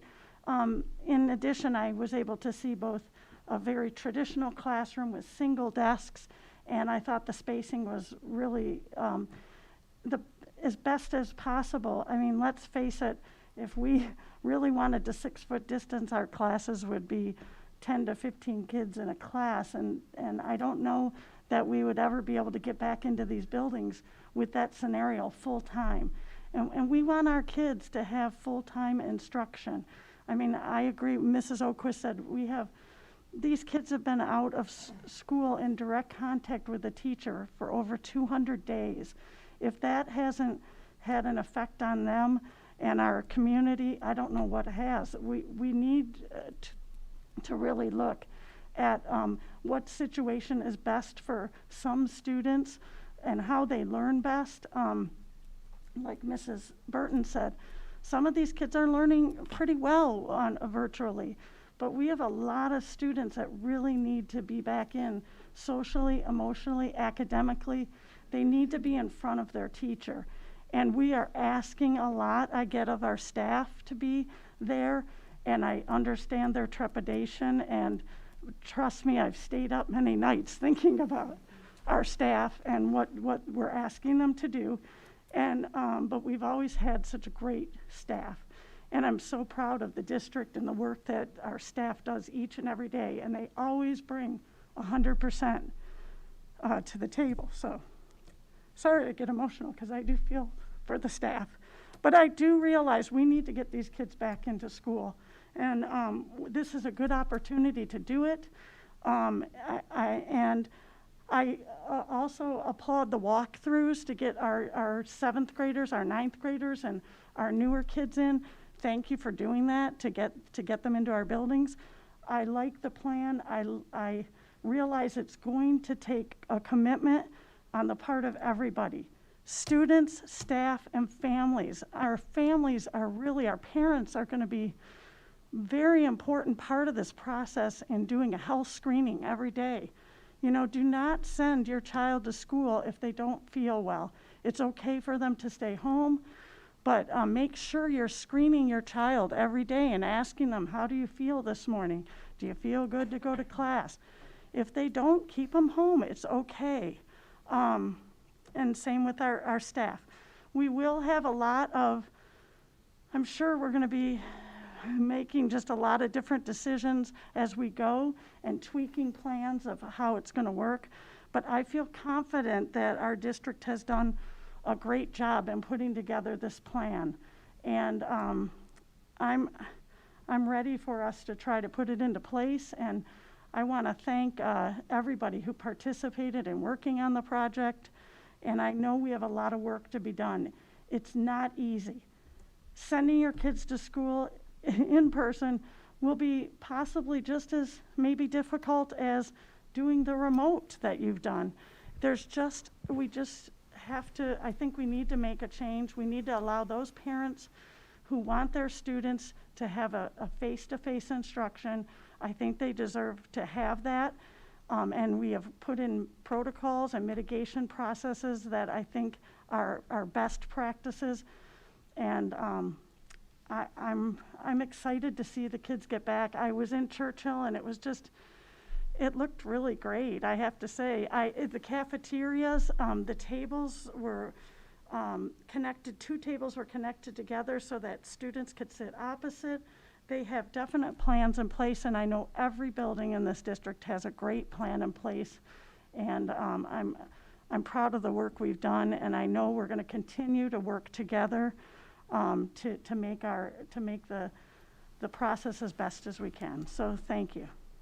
Thank you, Mrs. Bradford. Other questions or comments? Mrs. Frank. Thank you, President Johnson. I just wanted to clarify one thing. Mr. Francis, when you said if somebody doesn't have PPE that they can just order it, we're not asking them to order it from Amazon. We have it in the district. We are just asking them to order it from the central warehouse, correct? We have enough in the district. So if they're out at their building or their room level, they're not ordering it. They're just ordering it from the district. I may have used one too many pronouns. My they should be the office. So if you're a paraprofessional, a secretary, a teacher, or whatever, and you go to your building administrator or whoever is in charge of that in that main office and say, you know, we'll stick with gloves. And may I get some gloves? And they say, geez, we're out of gloves. They would then contact LPS Warehouse using our SMART module and order it through the LPS Warehouse. Perfect. Because The office right. staff. But we have it Yes. in. I'm going to stop using Livonia. pronouns from now Yes, on. I'm just going to yes, go yes. proper all the time. Perfect. Just wanted to make sure that Yeah. everybody that we have enough. Thank you. I also wanted to say, and I think I'm echoing my colleagues that have already said this, that we have heard you. So we hear the concerns that are out there, and we know that there are concerns out there. Am I loud enough? And so we understand those concerns, and we are trying our best. We are a group that represents our community, and that's really what we are. We're elected to represent our community and to make the best choices that we can with the information that we have. And so I think that we are not ignoring that there are still some unanswered questions. We are still working on the 14-day quarantine educational piece. So we understand that there are pieces that are not solidified yet, but we cannot wait until everything is in place. This is, in many industries, they've had to pivot and change the way they deliver their services because we're in a pandemic. But I think that, as was stated before, that our students deserve to be able to be in the classroom, to be able to be educated, and for us to do as much as we can. I think we talked about a lot. Once the students come back, we'll reevaluate this. Once we have the kids back, I think that we have done an amazing job. Our staff has done an amazing job of planning for that. But it will continue to change and grow and learn, and we will continue to learn lessons. But I also wanted to echo, if you have concerns, if you are not, if there are concerns, there are people to contact. And so, Mrs. Jenkins, I think that we have a district email that if somebody, after every board meeting, I always get questions, I didn't hear about this at the board meeting, they didn't cover this. And if we covered everything at the board meetings, we would be here for 8 hours. And so there's so many details that the staff has worked on, and so many pieces of this that are complicated. And so the best email is communications@LPS. Okay, LivoniaPublicSchools.org. So if anybody has any questions, she is the best to either answer it right there or to get it to the person that needs to be answered. So if you don't feel like you're getting the answers that you're looking for, or you didn't hear it tonight, we have done, as Mrs. Oquist said, many presentations on this, but I understand if you're not hearing the answer that you're looking for, please reach out to that email. And Stacy does a great job of getting back to everybody in terms of what your specific questions are. And we as the board are happy to continue to answer questions, but we don't do this every day like our cabinet team does. And so they are familiar with every nuance of this plan. And so that's the best way to go if you haven't gotten your answer.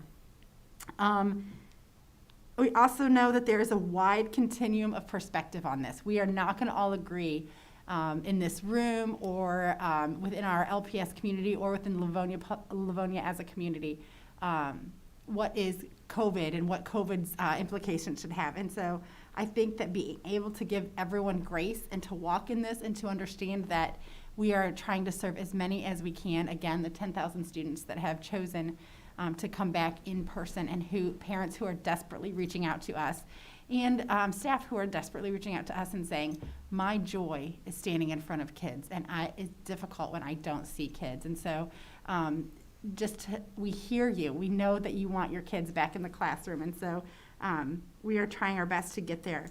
Our staff is amazing. You provide a service, and I think all of us as parents have seen the service that you provide. If anyone did not value teachers before, we value teachers. You have a professionalism, you have a capability that is unparalleled, and having these kids back in the classroom is drastically different than online learning. Face-to-face, there is just no comparison to face-to-face instruction, especially within Livonia Public Schools. The education that we provide to our kids is amazing, and so getting them back in school is going to be a big deal for them. again, there's different levels of anxieties from it, and the students are going to have anxieties. They have not been here. They've been social distance from everyone for so long. They've not, a lot of them, been on play dates, that sort of thing. So there is going to be a transition time, and I think all of us, as we're voting, we understand that. This is going to not be, they come back and it's all going to go without any bumps. I just wanted to say, and I know I've said this before from this table, but I have a student in elementary. I have a second grader.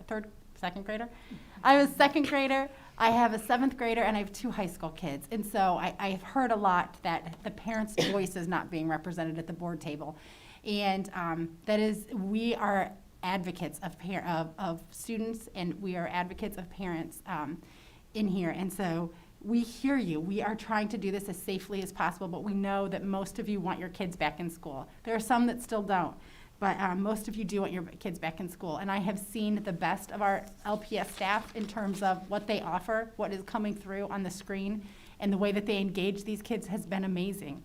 And I'm proud of our staff for that. I again, continue to be amazed at, I could name off the staff that just amaze me by their giftings.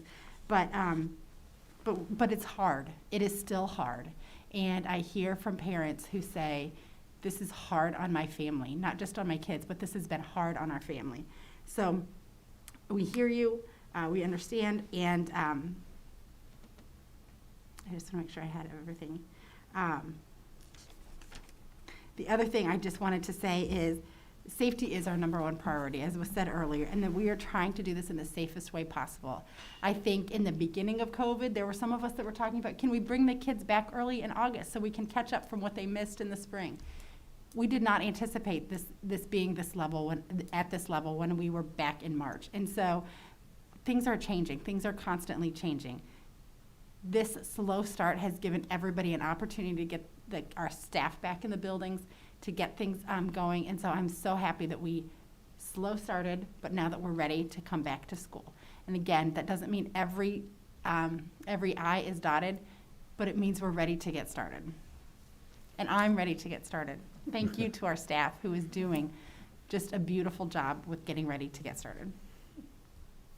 Thank you, Mrs. Frank. Mr. Centers. So I'll be brief, as not to be too redundant, but a couple things that I wanted to just clarify, because there are questions I've gotten. Mrs. Oquist, a lot of people have asked me transition time. Some people thought maybe it should be longer. Can you just briefly tell us why we decided a week is appropriate? Sure. So when we brought the most recent district team together, again representing all of our levels from pre-K to post-secondary, we really went in, I think our cabinet team went in really with a wide range of what that gradual reentry might look like. As you know, we did not clearly define if that was going to be a week, 2 weeks, 3 weeks, what that gradual reentry would look like. And that was really what we spent the first a couple of extended sessions taking a look at and determining. We worked through what were our goals and priorities for a transition. What would need to be in place to make that happen? And what would the models we would like to consider in order to make that happen? And as each individual, we met in multi-level teams to begin with. And it was interesting how very, very similar the results of each of those teams were after they worked back through again, what were the priorities, what were the goals, what was the process to do that. We were anywhere from a 2-day transition to maybe up to a 2-week transition.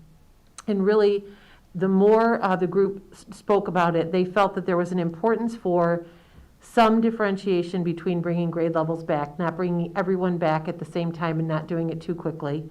There was definitely some thoughts about, at the elementary level, having time to bring in our youngest learners where we could have them alone with the most amount of hands around them, and then that gradual reentry. And we talked about, should that be a week with just K or K1 and then stretch that out to 2 and 2-3. And there was a concern that too long of a transition was not necessary and would not be helpful, and it would also make it difficult for families with siblings at multiple levels to have some back within the first day or two and some not back for up to 3 weeks. And then we took a look at, for grades 5, 6, 7, 8, and 9, 12, we really transitioned to taking a look at the groups begin to say, that they thought it would make most sense to bring back the students who were most familiar with that school. So at an upper elementary, the 6th graders who had been there before, the 8th graders who had previously been at the middle school, and again, the 11th and 12th graders, the leaders of our high school. They really took a look at the schedules, especially for secondary. If we go through an A day and a B day, it takes 2 full days to get through all 6 classes.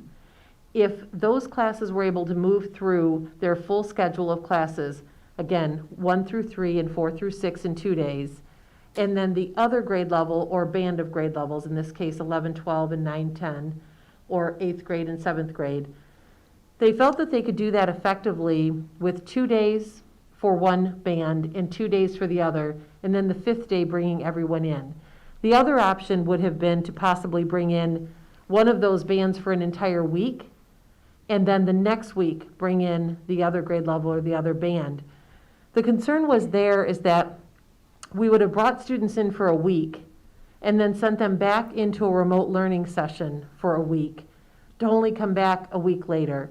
So really, as the team looked through the transition, again, the goals of the transition were the acclimation to the protocols, the mask wearing, the traffic flow, lunch, arrival, dismissal, physical distancing procedures. They felt that those goals could be accomplished within that week's period of time, and that if we began to get too far out from that, we would have students moving back and forth between an in-person and a remote setting, and that it really wasn't necessary at any of those levels to extend that out beyond the week. So again, we looked at anything from as short as 2 days up to 2 weeks. And it was really interesting how quickly the group coalesced around that 5-day idea. That was really the one that rose to the top. Okay. The other probably most pressing thing, and I talked to a couple seniors just the other day, and early in the pandemic in March, Livonia was doing very poorly, right? We had a lot of older people catch the virus, so a lot of people will actually pass away. Were concerned that with schools coming back, there's a lot, it's re-engaging the community in a new way that it hasn't before. They were very concerned that we're going to work with the health department, that if cases did start to spread in our school district, that we would do something to make sure that it's limited, that it doesn't spread to the broader community, and doesn't spread like wildfire through the school community. Can you just tell us briefly about what that's going to look like? So if there are cases identified within the school? Yes. Yes, so there's a really specific protocol for if there's a case of a student or a staff member that has a positive case of COVID. One of the most important and essential pieces is detailed and forthright contact tracing.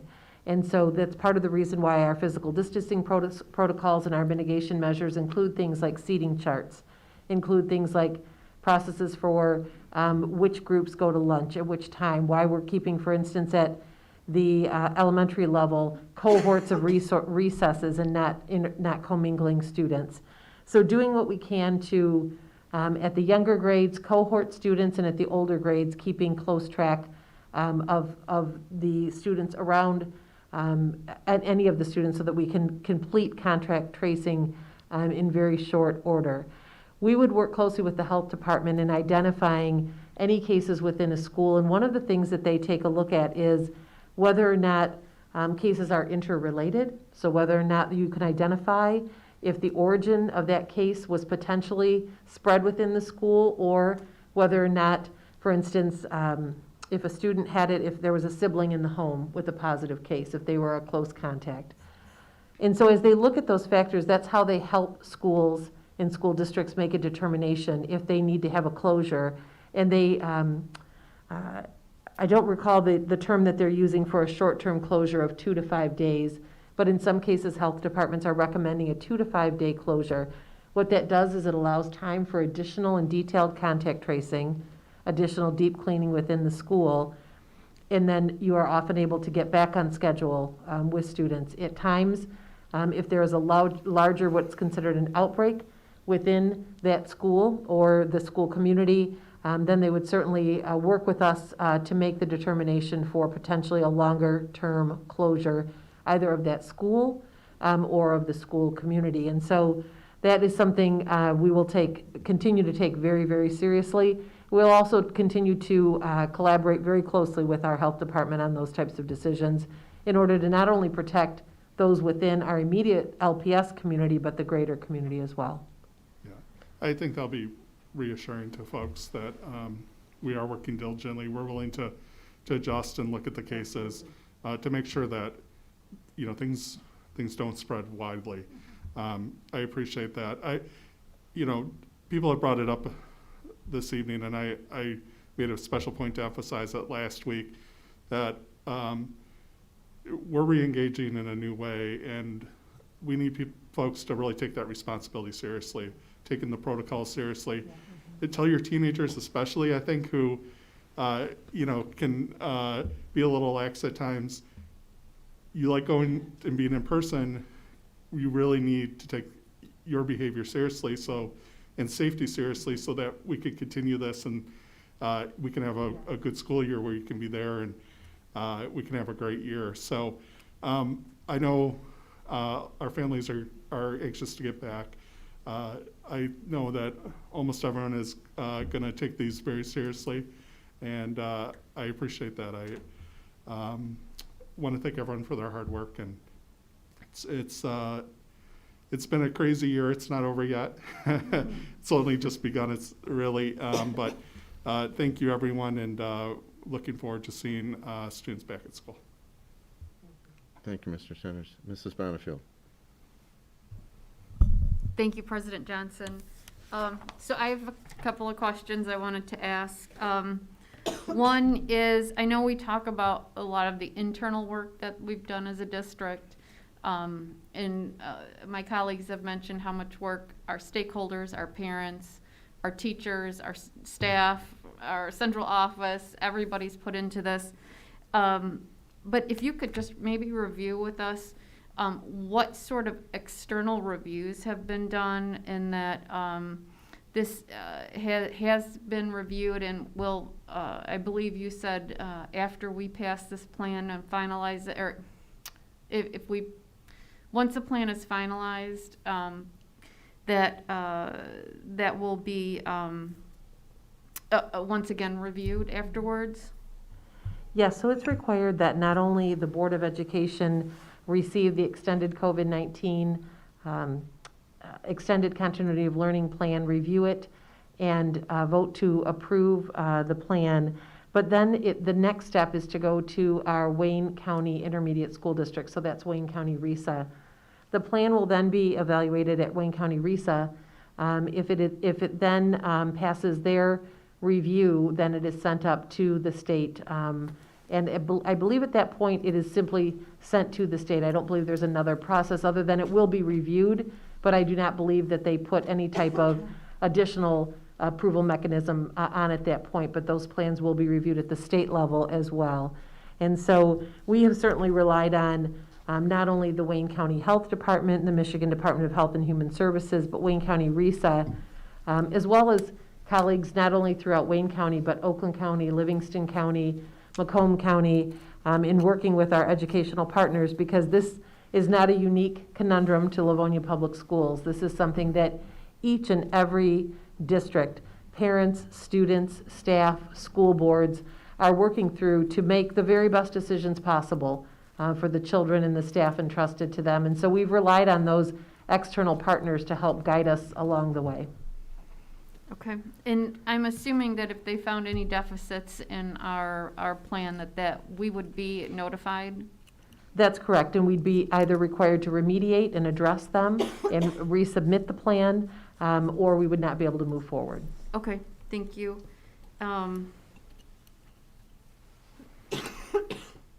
I know, I think some of the things that I've heard is that there's concerns that this plan was developed in haste, and that there wasn't a lot of thought put into this. And I was wondering if you could just maybe give us a brief timeline on sort of where this all started, how we've been talking about it, the mitigation procedures, and just maybe talk a little bit about how much time has been put into this plan. Certainly.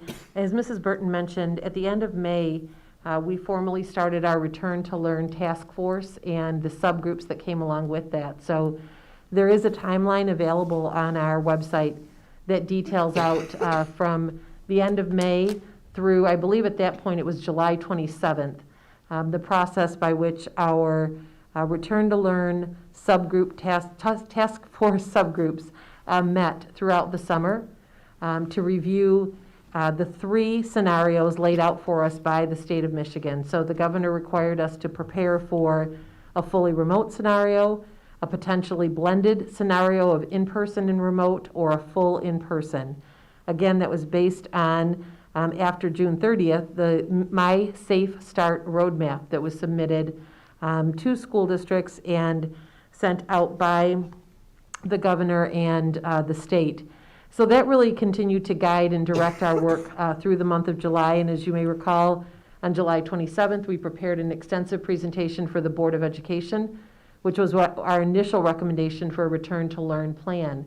At that time, the board carefully reviewed not only the plan itself, but the feedback it had received from the school community, and asked us to return on August 3rd with a plan that included a gradual start for really a modification to Safe Start September.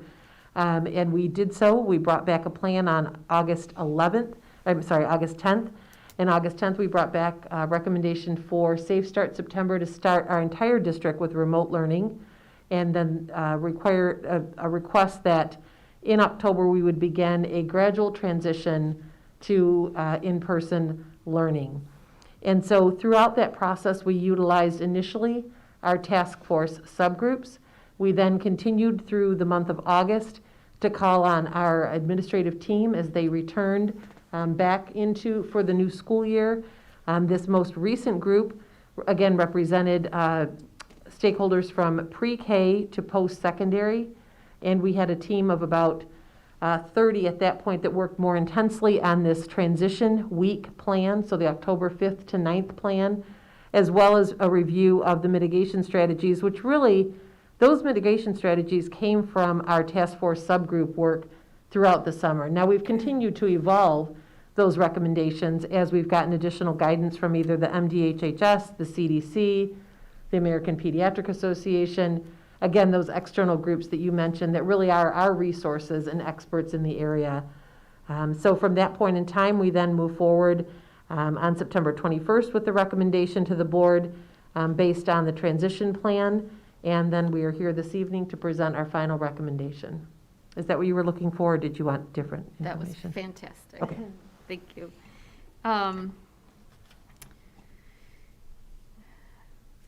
Another question, if you could help me with this, is there's been some concerns. I know we've talked about different class sizes and where those are at, and there's been, I've heard some concerns that at the end of the trimester, that if parents decide to move their children back to face-to-face, that is going to jeopardize the lower class sizes, and we'll wind up with some classes a little bit bigger than we desire, and how that transition, if there is that opportunity, how that's going to work, and how we're mitigating that to not overtax the put too many kids in the classroom. So I'll be very honest that this is a new process for us. We've never offered Livonia Virtual, and when we decided to offer Livonia Virtual, one of the things that we heard was important to our parents and to our board was that we offered an opportunity for parents to make movement within the program, so either into the program or out of the program.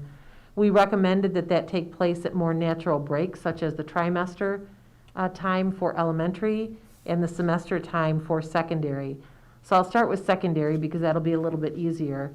At the semester break at secondary, students will have a new schedule for second semester. So we will begin that process actually in November, asking families to commit to whether or not they want to make a change for second semester and move either into Livonia Virtual or move out of Livonia Virtual. That will allow us the opportunity to restaff and reformulate classes, which I make sound like a very easy process. That is a multi-week, multi-month process, which is why we would begin that process in November to prepare for late January. And so we would staff that accordingly. That would require us to potentially make movements with regard to how many staff we have within in-person classes and Livonia virtual. Is there anything you want to add to that part, Mr. McDonald? Okay. So for elementary, we know that this is going to be a bigger challenge. And so we are committed to working the very best we can to keep our class sizes as close to what they are now. There's a reason why we've committed so many additional teachers to lower class size, especially at the elementary level. And so one of the things we're going to have to do, Mrs. Bonifield, is also put out an early call to have parents weigh in on whether or not they will be looking to return to in-person instruction. I believe that would be the first week in December is the end of the trimester, or whether or not they would like to move from in-person to Livonia virtual. At that point in time, as you may recall, we said that we would accommodate those moves, but that the student may not be able to go back to their home school for the remainder of this year. So one of the things that we would look to do is determine how many students per grade level are looking to transfer back in. We would not simply plop an additional 8 students into a class of 21, making it a class of 30, if that is your question. That's certainly not our intent, and we would not be doing that. Therefore, we may need to look at, and would all likelihood need to look at opening up additional classrooms, and which were perhaps formerly Livonia virtual classrooms, into in-person classrooms. That does not mean an entire Livonia virtual classroom would all of a sudden become an in-person classroom. What we would do is need to utilize that space, and we may actually be pulling multiple students from different home schools within that same grade to create a class and staff that with a teacher for in-person learning. So again, this will be a process that, again, not unlike many things this year, that will be new to us. However, we are up for the challenge. We know that this is in front of us. I will tell you, our elementary principals, our elementary director, our chief academic officer are all outstanding advocates for our young children, and are also very committed to keeping class sizes as low as we possibly can. So that's not to say we may not have a student or two who may enter back into a classroom, but if we have large groups of students, then we'll need to look at reconfiguring and opening up classrooms to be able to do that. And again, what we said from the start was that may not be at your home school. So that may be at a different location where we're combining multiple students looking to leave Livonia virtual and enter back into an in-person setting. So I'll ask Mrs. O'Brien or Mr. Green to weigh in on any additional information. Sure, this is a great question, and in our visits, one of the things I've noticed is our classroom teachers that are teaching LV are just established wonderful classroom communities. So while I certainly can't predict the future, I feel that what I've witnessed is those students in those LV classrooms are part of that teacher's classroom. We are already scheduling Livonia virtual picture days for those classrooms, so they are starting to feel a sense of community already. Of course, I can't predict how that will be for the whole district, but the quality of the classroom teacher, whether remotely or in person, is the #1 factor. So I feel really good about those kids and the connections they've made with those families already and those students. So I'm not making any predictions, but I'm predicting they're going to stick it out with their Livonia virtual teacher, because they made that choice for many reasons, and now they have the bonus of having just that outstanding relationship with that teacher as well. Okay. That was his non-prediction prediction. Thank you. So, Mr. Francis, I sense that maybe there's a little bit of confusion between maybe the instructions that were provided for disposable versus reusable. In your description tonight, I found that it might be a little bit, I think, on one hand, we're giving the message that the reusable stuff is maybe not to be a relied upon, consistent. I'm not asking the question really well, and I apologize for that. But that the district has all of the needed PPE. we would like it if some of those that the teachers and the students are using are the reusable, and that not to rely consistently every single day on a disposable. Am I asking a? Let me back up and Yeah. say it one more time. We Yeah. have always said from day one that, including on the survey that was sent to all staff members across the district with regard to PPE, that paper or disposable face masks provided by the district should be used for backup. That's never been a change in a message. Okay. It's only been stated as backup. Now, Okay. what we have found, especially with where we have students right now, as we have had these students with special needs in over the last couple of weeks, those students have needed more masks throughout the day, and that makes sense. Okay. But I'm just trying to reiterate to folks, because as you had said, sometimes the message gets a little bit garbled. And so I want to just keep saying it, and hopefully eventually, it sort of spreads as the main message is, we have plenty of reusable face masks if you don't have one for yourself. We have them for employees. We can get them for students. We will use the disposable paper face masks as needed, as necessary. So a child is in your classroom in the middle of the day, and the face mask that they had on, that they brought from home, breaks, gets dirty, accidentally falls in the toilet, anything, we're going to hand them another face mask. And that's why there's a drawer, that's why we give you a sleeve of 10 or whatever for you to put in the classroom to say, I've got one if that happens. If we are mistaken and it's happening more often as all the students come back, then we'll make sure you have more backup. My point that I want to make is, if there's 180 teaching days and you wear one mask in the morning, have lunch, throw that one away, and put on a second one, you're talking about 360 disposable masks per employee. That was never the intention of the paper mask. The reusable mask is what we are indicating we can get you, and we can get you a few of them if you need to wash and rotate, if that makes sense. Many, and really the vast majority of employees that I know and have seen and have talked to have their own masks or are using one of our reusable masks. If you want to use a mask and a shield, you can do that. Just trying to be consistent with the message that the paper disposable masks were never meant to be an employee's everyday item. Absolutely, I have found myself running off to the store and going, oh boy, I forgot my mask. And you know what? Yeah. There's a couple in my glove box. Yep. And that's what the point of that would Yep. be.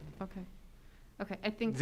Yes. Okay. You did a very more eloquent job than answering the question than I did about asking it. So I appreciate the clarity. And like I said, I'm going to work on a Q&A, and it's going to come out in Roman New York Times 12 font to the folks, and they'll have it in writing again. So hopefully we can keep it going.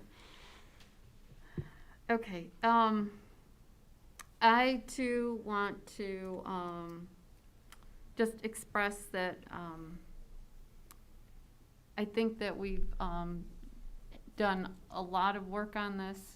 We've tried to hit every issue. I know we've gotten a lot of what-if scenarios in that we don't have every single possible scenario in writing, but that we are more than willing to cover any of those, and again, as my colleagues have stated, speak up and talk to whoever you need to do, and the district, from my experience, is ready and willing to make every effort to make this as easy and as I'm so sorry. This is really hard. The best transition that we can. I think one of the things that I'd like to talk about is setting expectations with everyone. And I know there's been a lot of questions about, well, what if students don't comply, or what if we have staff in the building that, won't cover their nose, or there's been a lot of questions like that. What if the kids don't bring their Chromebooks into school? What if their device isn't charged up? And I think I find with most people, with positive reinforcement and setting high expectations, that everyone has a tendency, if they're given the right expectations and the right atmosphere, that especially our kids, these guys can do amazing things. And I think if we have faith in our kids and our parents and our staff, that I honestly believe that everyone in our community is going to rise to the occasion and do the best that they can to make this work. And as Mr. Center said, there's a lot riding on this. There's a lot of responsibility on each and every one of us to make sure that we do our best to make this work, because it not only affects us or our families, it could potentially affect everyone in the district if we don't make every effort to be compliant. I'm sorry. This is. I'm all set. Thank you. Thank you, Mrs. Bonifield. Mrs. Jarvis. Thank you. Most of the questions I had have already been addressed by my colleagues, one of the benefits of going last. So I just want to take time and say thank you. Firstly, thank you to President Johnson. I had over 700 emails, and I know that my colleagues had a similar amount. And one of the responsibilities and privileges of being the president of the board is responding to communication on behalf of the board. And that was a huge job. Also, when he was out of town, thanks go to Vice President Burton, because she took up the slack for that, experienced as you are at it. So that was a very, very gracious thing to do. Also to Superintendent Oquist and to the cabinet, because 700 emails times 7 people is a lot of messages. And I know that members of the cabinet took up the slack there too. So thank you for that. As well as the fact that you guys are experts in your areas. So it seems real natural to direct a question to the expert who can answer it best. So thank you for that. And thanks to the families for the 700 emails. I did read them all, and I know that my colleagues did too. There was a lot of redundancy. There was a pretty even split in perspectives. We had messages from staff members. We had messages from families. We even got some messages from students. And out of all those 700 messages, I think they covered every bit of ground there is. But I personally only had one message, that said, we're ready to do our part. We are ready as a family. We'll make sure our children are able to wear their masks, that they'll follow the rules. We will not send them to school sick. We're ready to do our part. I had one message. And I think that that was the most important message I got, because that family gets it. That family understands that this is going to take the whole community, that we have to work as a team. The district is ready. We've done as much as we can, and we're still learning, and we'll be doing more. But the families have to step up too. If your child is sick, please keep them home. Please take their temperature every morning. Please teach them how to wear a mask properly and how to wash their hands properly. These are small jobs that a parent can do, that a grandparent can do, that a family can do together, that will help ensure the success of this incredible endeavor. We also expect that things are going to change, and we have to be flexible for those circumstances. We hope you'll continue, that families will continue to communicate with us if they have a question or a concern, that they can either notify the board or notify Superintendent Oquist or a teacher or an administrator and ask your question. Don't guess. If you're not sure, please ask. We're learning a lot of this together. I did have one letter that said, "It sounds like you guys are making this up as you go." Yep, you're right, we are. This is our first pandemic. We don't have a playbook for this, but I think our community can build that together. I had letters that said, "How come you guys are being followers, following other districts and learning from them? You should be the leaders." Well, we're trying to be the leaders, and we're trying to learn, but it's going to take everybody. And I'm going to steal Mrs. Oquist's phrase. I love it. We are up for the challenge, and I hope that all of our families are too. Thank you, Mrs. Jarvis. Just make one correction. You aren't the last, I am. I hope so, anyways. I'm not going to reiterate everything my colleagues have said. I do have a couple of questions. One, I noticed, Mr. Green, in the chart that I memorized on the transition return, we only have fourth grade in one day during that week. Is that by design? Yes, that is by design. So unfortunately, there's only 5 days in the week, and there's 5 days at the K4. So the way it worked out was each day we would build upon itself, and we recognize and acknowledge our fourth graders are in the school last on that Friday. And if we would have brought them in on Thursday, we'd have been bringing in 2 grade levels together, and it would have defeated the purpose of that gradual buildup. They will be having remote expectations the other 4 days of the week. So it is not an accident, it was by design. So as we build up, fourth graders do begin their full day of school on October 9th in person. Okay, thank you. Mr. Willenborg, you talked about the mask requirement for our sports teams. And with few exceptions, masks must be worn on the sideline and during, at least, competition. Is that That's correct. How do we enforce that if a student is not wearing a mask during the time and they don't fit into one of the exceptions? They can wear a mask or a gaiter, and it's enforced by coaches, and athletic directors and other administrators. And there have been times where, for instance, at a soccer match where kids might have worn their mask down below their chin. I know one athletic director, pulled all the coaches in to say, this has got to change or we'll stop the match right now. So I think there has been an emphasis on the seriousness of, making sure that our kids are wearing face masks and wearing them properly. I mean, it's up to the administration, the coaches and the administration. So the first level is the coach, and then the second level would be administration? That's correct. Okay. Dr. Terrell, I presume that since going back on the 14th, we have no cases of COVID? That is correct. Okay.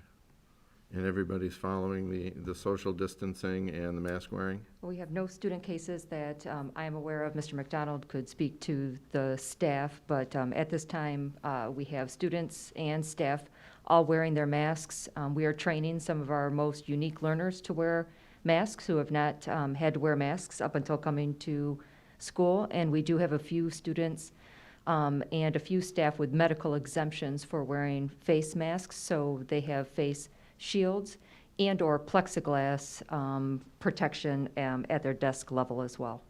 Okay. Nothing you're aware of, Mr. McDonald? We have had one staff member who was COVID positive right at the beginning of the year, and we've had a couple that were close contacts to other family members who were COVID positive. And then we all follow the protocols? Correct, followed the protocols, contacted us when we put those protocols in place. Okay, great. Last question, Mrs. Oquist, we're talking about our social distancing in the class, and it's between student and student, is that right? Yes. And can you just briefly indicate what that guideline is that we are following? Sure, I'm going to actually have Mr. McDonald cover that one. He's spent a lot of time out in the schools with that and covered with a number of staff. So we measure, we always measure the same way, so head to head. is the easiest way to measure so that there's consistency within how we're doing that. We're looking for a minimum of 3 feet, but of course we're seeking for additional spacing in between. So by maximizing the square footage within a classroom, removing bookshelves that may not be needed, extra tables, our class sizes are smaller than they were from previous years, so removing all those 5, 6, 7 desks, whatever it may be, out of the classroom allows us to then spread out the desk a little bit more. Generally, as we've been around, we're seeing a 4.5 to 5 feet in many of our classrooms, a little bit more. Once in a while, just slightly under the 4-foot mark. Okay, thank you. That's all the questions I have. The comments that I have is a lot of alternatives were reviewed and considered starting way back when to come up with this plan, and many hours by many people have gone into this plan, and we believe it's the safest plan that we have. We're following all state and local health department guidelines. I also understand that there's anxiety. There's always anxiety when there is a change. The plan is designed to minimize that anxiety as far as we possibly can. I'm confident that if we can all work together, that this plan is going to work and it's going to be safe for our students, our staff, and our administrators. So that's all I have. Are there any other? Mrs. Burton? Mrs. Okus, I have one other question, and this is something we discovered discussed at this committee of the whole, but for the benefit of those who may not have heard it, because I've heard the question again this week. Can you explain to the public why we do not take the temperatures of all of our students as they enter the building? Sure. I'm going to have Dr. Terrell start with that, and then we'll tag team if needed. Sure. So information from the CDC indicates, according to their guidance, that they do not currently recommend universal symptom screenings for students in grades K through 12. The CDC recommends that parents or caregivers should be strongly encouraged to monitor their children for signs of infectious illness every day. This is consistent with the Michigan's return to school roadmap information, as well as the Wayne County Health Department information that we have received. So the screener that we were given by the health department has clear protocols, and that has been on our website for quite a while. But if you go to the Return to Learn website and you scroll down on the left-hand side, there are Wayne County health guidelines. And one of the first pieces you'll see are the screening protocols, and it's a daily screening protocol that our parents will receive, if they have not already received, will receive multiple times as a reminder for them to utilize each day. There's a number of things that we took a look at with regard to taking temperatures, especially in a school where there were a number of students and limited entry points. We really, one of the reasons why the health department is not recommending it is that does in all likelihood result in congregation of large numbers of students as they enter the school. So potentially you could have anywhere from 20 to 30 to 100 students lined up in close proximity waiting to get into the school for that individual screening. So that's one piece. The second piece is, as we shared last week, the legal opinion that we've received, as well as many districts have received, is that we would be required to have a parent waiver in order to be able to take student temperatures. So we would need to know which students for whom we had waivers and which students we did not have waivers each day as students entered. If students are not exhibiting medical symptoms, then we are required to have that waiver on file in order to be able to take student temperatures. And then we would also have to have multiple personnel stationed at those entry points in order to be able to do that. So really those factors, in combination with the fact that it was not recommended by the CDC or Wayne County Health Department, we made the determination to follow their guidance and have that be part of the home health screening protocol. And those were the primary factors that we took into account as we made that decision. Thank you. All right, I do have to apologize because at the beginning of the meeting, I said you won't hear as much in-depth discussion on an item, particularly this one, so I apologize to all of those individuals that I lied to. So at this point, we have a motion by Mrs. Burton, supported by Mrs. Bradford, to approve the extended COVID-19 continuity of learning plan. Mrs. Bonnefield, would you take the roll? I would be happy to, thank you. Mrs. Burton? Yes. Mrs. Bradford? Yes. Mrs. Frank? Yes. Mrs. Jarvis? Yes. Mr. Centers? Yes. Mrs. Bonnefield says yes. President Johnson? Yes, the motion carries. Thank you. At this point, I'd like to finish up with the next two items, and we've been here for a while after those two. If the board would like to take a recess, we could do it at that time. Yes. All right, then we will move to item 6B, approval to purchase iReady instructional licenses. May I have a motion, please? President Johnson, Mrs. Bradford. move that the Board of Education of the Livonia Public Schools School District approve the purchase of the online adaptive instruction and assessment program, iReady Diagnostic Assessments for Math and Reading, from Curriculum Associates for a total of $302,221. This total includes free professional development for a savings of $55,635. Support. We have a motion by Mrs. Bradford, supported by Mrs. Jarvis. And Mrs. O'Brien, good evening. Good evening. Thank you, President Johnson. I am bringing the recommendation to purchase iReady this year. As you know, in the past, we have utilized the diagnostic assessment at K through 8, which we give in both reading and math 3 times a year. And we purchase the instructional licenses typically for some targeted classes. Some schools purchase some additional instructional licenses that they utilize at the building level. This year, with that additional asynchronous learning that we would like all students to participate through the whole school year, we would like to purchase the instructional program for K through 6 students, all students. So this would provide our elementary age students a diagnostic assessment that would then adjust the instruction based on how they performed on the assessment. And it is one of the approved assessments for the 3rd grade reading bill, so it would fulfill that requirement. At our middle school and our 9th graders this year, we would like to have them take the diagnostic assessment for both reading and math. Part of the Return to Learn legislation requires that we have a benchmark assessment in the first 9 weeks of school, K through 8, and iReady fulfills that requirement. And we would like to give it to our 9th graders as a final data point, since they had taken that diagnostic several times previously, and with the school quarantine and school closure in the spring, we would like to give it to our 9th graders to get some final diagnostic information.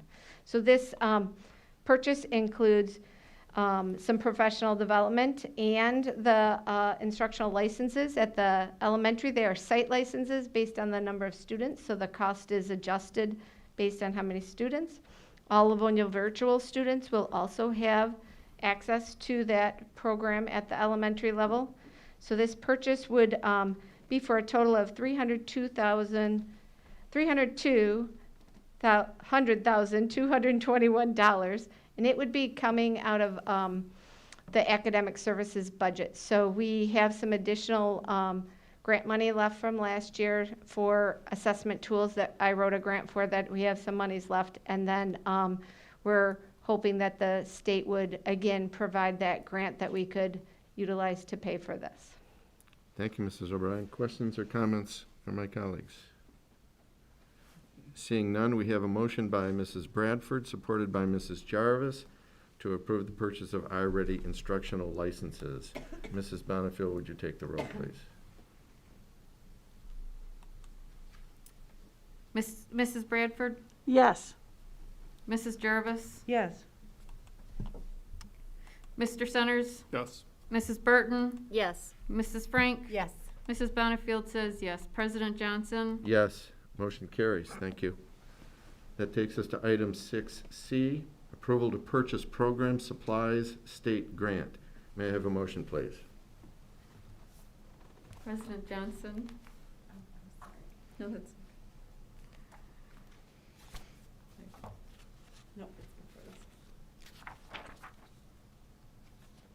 I could do a soft shuffle while we're waiting. Program supply. Move that the Board of Education of the Livonia Public Schools School District approve the purchase of supplies for a multisensory approach to reading instruction from the Institute for Multisensory Education for a total of $95,167.50. Support. Is that Mrs. Frank? Mrs. Frank. We have a motion by Mrs. Bonnefield, supported by Mrs. Frank. And Dr. Terrio.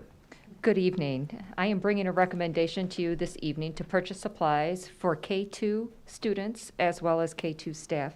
Livonia Public Schools was awarded a state grant to utilize a multisensory approach to improve reading proficiency rates. The Orton-Gillingham approach is a multisensory approach to teach literacy, which utilizes sound, touch, and sight. This is a research-based approach with noted positive results in improving phonological awareness, decoding, and comprehension. This approach has been used in Tier 1 instruction as well as in Tier 2 instruction for students with reading difficulties. Over the summer, 99 of our elementary staff were trained and provided over 30 hours of training for each staff member. The remaining balance of our state grant is $95,167.50, and the recommendation is to use those funds for purchasing supplies for this program. Students will have their own materials specifically assigned to them. K-2 staff will receive student workbooks for phonics, spelling practice, and assessments, which are aligned with lessons.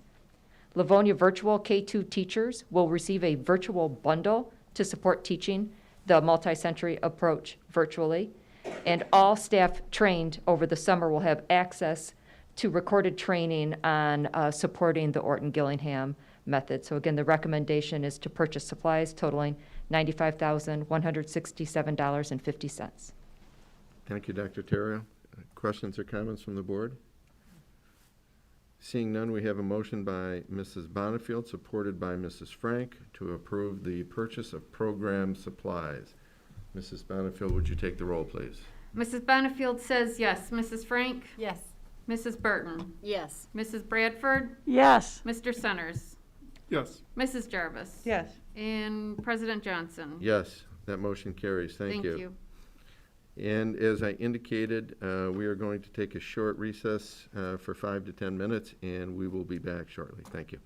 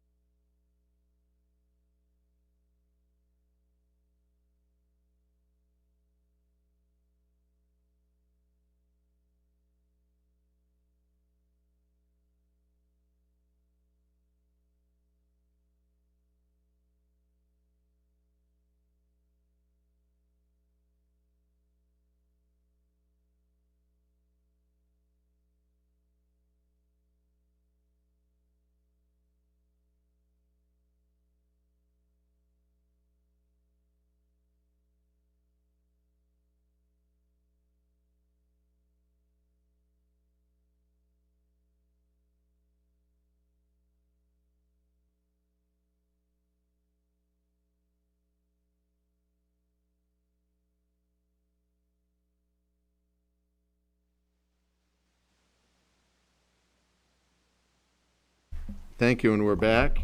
We'll go to item 7, our business matters. 7A, approval of resolution for bond refinancing. May I have a motion, please? President Johnson. Mr. Centers. Move that the Board of Education of the Livonia Public Schools School District approve the attached resolution to ratify the refunding of the 2013 bonds, Series 1, and 2014 refunding bonds. Support. We have a motion by Mr. Centers, supported by Mrs. Frank, and we're going to hear from Mrs. Smith. Good evening. Yes, thank you very much, President Johnson and Board. I'm very happy to share some good news with you. Our bond pricing took place this past Wednesday, and so I can tell you what our final savings was for refinancing a portion of our 2013 bond Series 1 and our 2014. The total savings in interest is almost $15 million, $14.7 million. And then that combined with our cash on hand and our debt service funds, we're going to see future debt payments being reduced by $19.7 million. So we're so excited about that. That's money that's going to go right back, in essence, to the community. That reduces our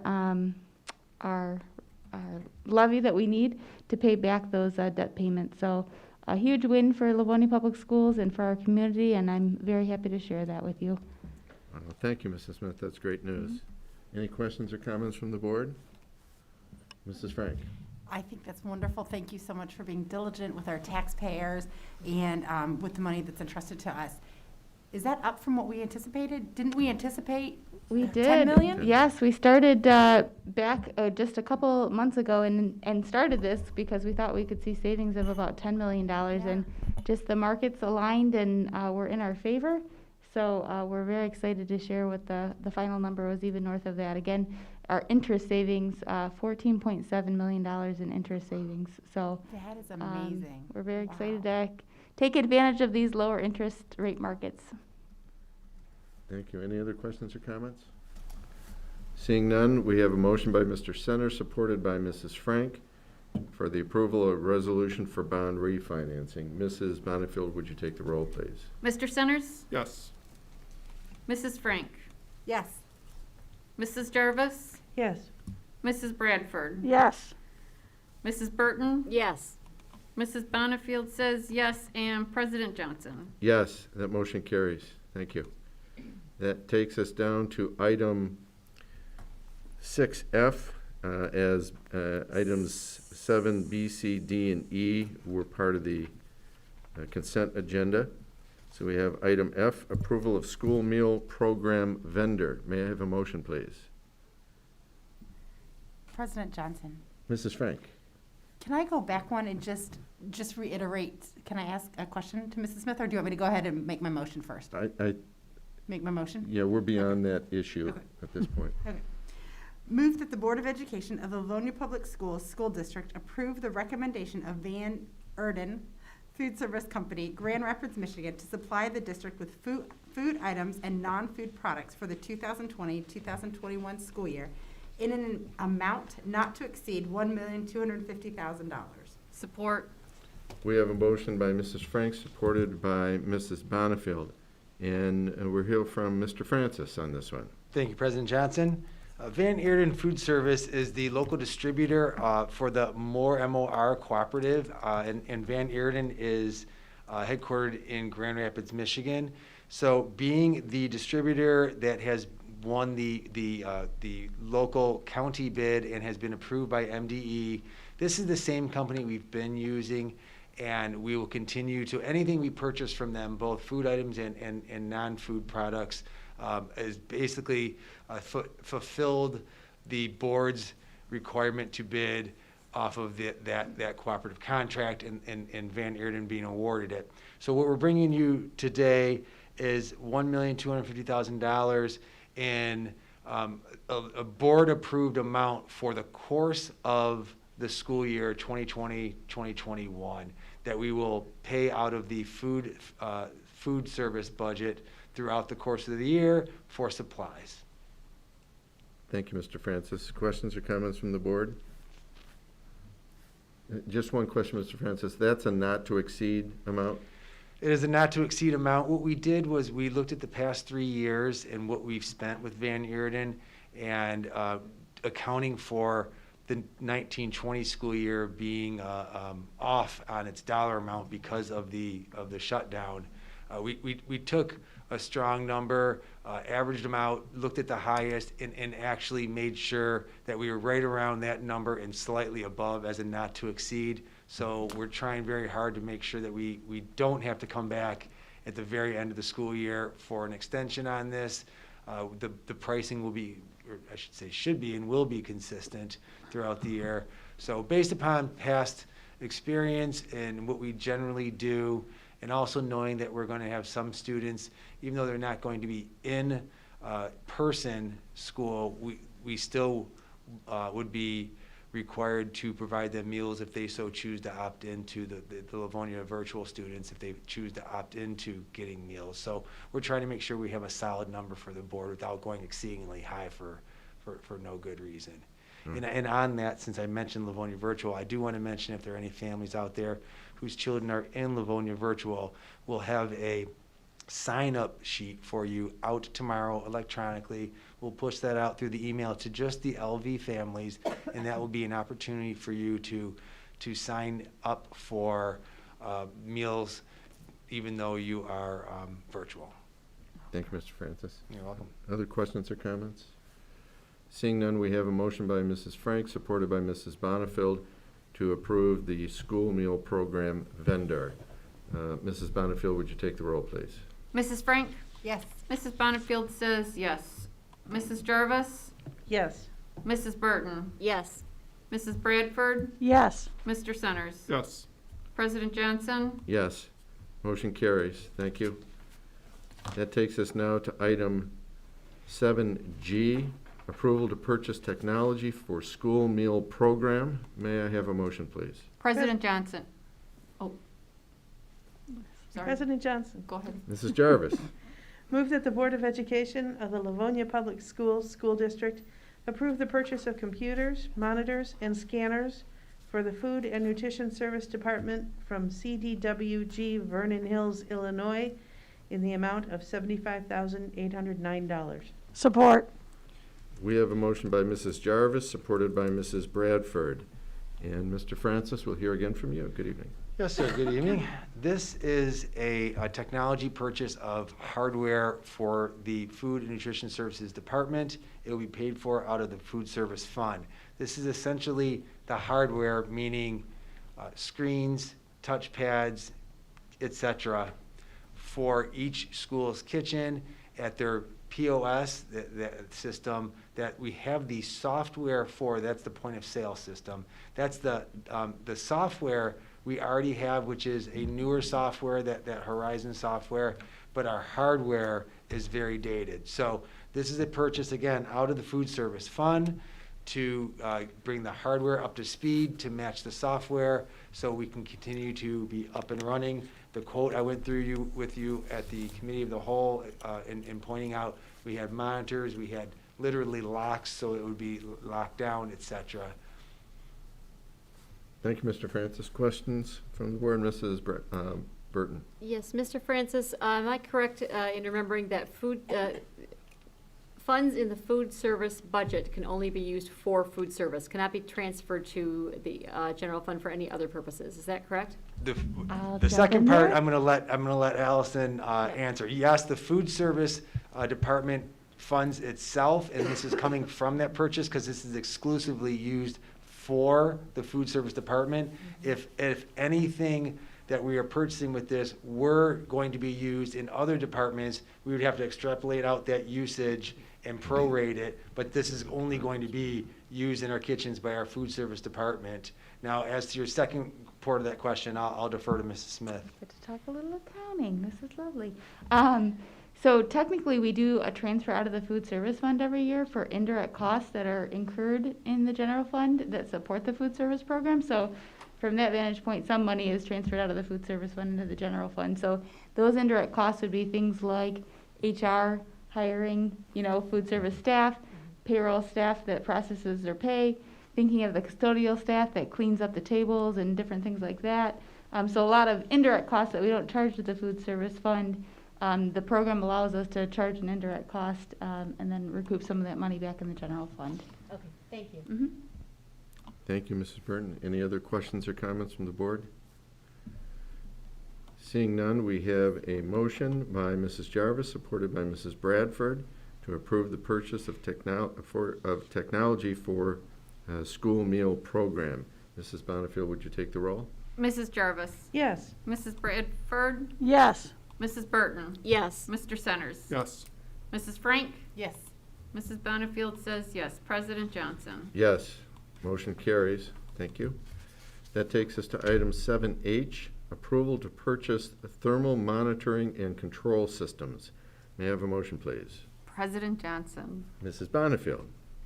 Move that the Board of Education of the Livonia Public Schools School District approve the purchase of thermal monitoring and control systems for Global Office Solution from Global Office Solutions, Novi, Michigan, for a total cost of $37,485. Support. We have a motion by Mrs. Bonnefield, supported by Mrs. Frank. And again, we'll turn to Mr. Francis for this help. Thank you. The thermal monitoring and control systems is a very fancy way of saying a machine to take our temperatures without with it being touchless. So this is a product that we are asking for approval in the amount of $37,485 to purchase for our employee use at our school buildings and other outbuildings. We have ordered 6 of them as a starter to get a little bit of feedback before we follow through with a much larger order to see how they work. So we expect them in based upon the lead time, those 6 sometime this week. When we do get them in, our plan is to give 1 to each high school and ask them to put them at their busiest point of entry for their employees, and give 1 to Riley and 1 to Cooper Upper Elementary School, ask them to do the same. We also like to place 1 in the back area of this building, because we have the vast majority of our employees show up all at the same time each morning. So we want to see how that will work in a very quick succession so people aren't standing around. So we want to test them out a little bit, get feedback from those test buildings, as well as our own views on how it's being used.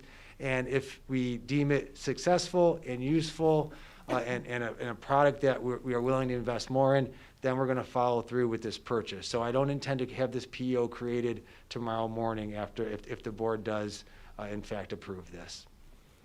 Thank you, Mr. Francis. Questions or comments from the board? Seeing none, we have a motion by Mrs. Bonnefield, supported by Mrs. Frank, to approve the purchase of thermal monitoring and control systems.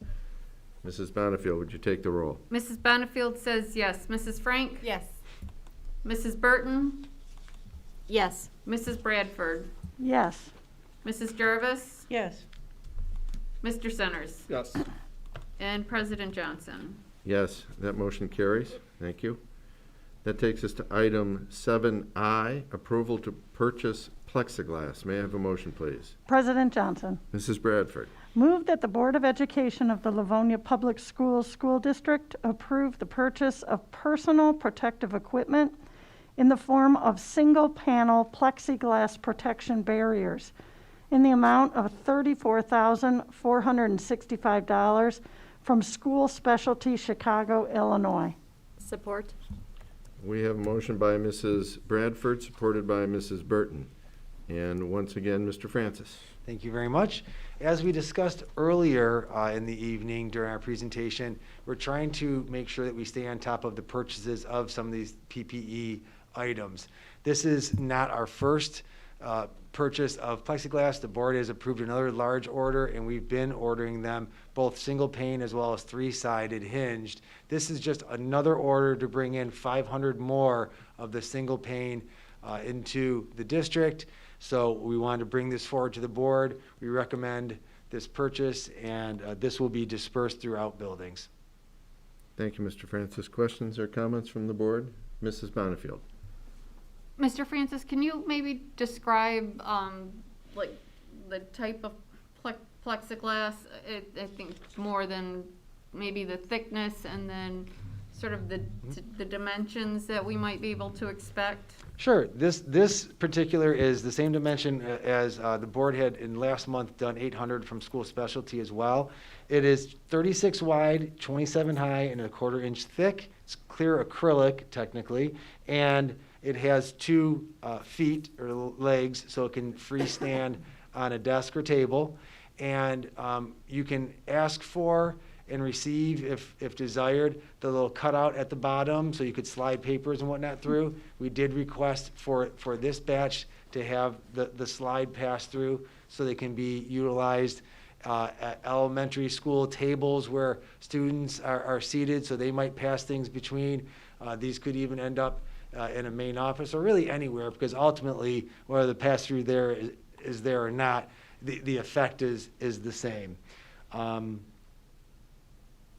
And they do also come with, we're not that we're using them, but they could be mounted through double-sided Velcro tape with Velcro if you needed to stabilize them. And these sit on the desk, right? They sit on the desk, yes. They have a notch. It's obviously a flat panel with a notch on either side that the foot would attach to, and then it just sets freestanding, because as opposed to it being just this, there's a foot here and a foot here, so it can just sit wherever you like. And most teachers, they already have them in their classrooms, and they'll put them on the side of their desk, or depending on how they're set up, they'll put them as just a barrier. So if a student is going to sit next to their desk and work with them on something, there's just one more item between them and another person. So a little over 2 feet should be at least to cover the full head, and In a seated position, yes. so it's not coming up to like here. Well, I'm not sure. To neck level or mid face. It should, in a normal seated position, come up to over the top, so the spray effect of possible germ spreading is covered by that shield, and it shouldn't necessarily like leap over the top or anything. In a seated position, yes, because when you put it on the edge of your desk and someone can stand over it, someone tall enough, obviously a younger child would still be in the air. It's really a secondary device. The mask or face covering is the initial device.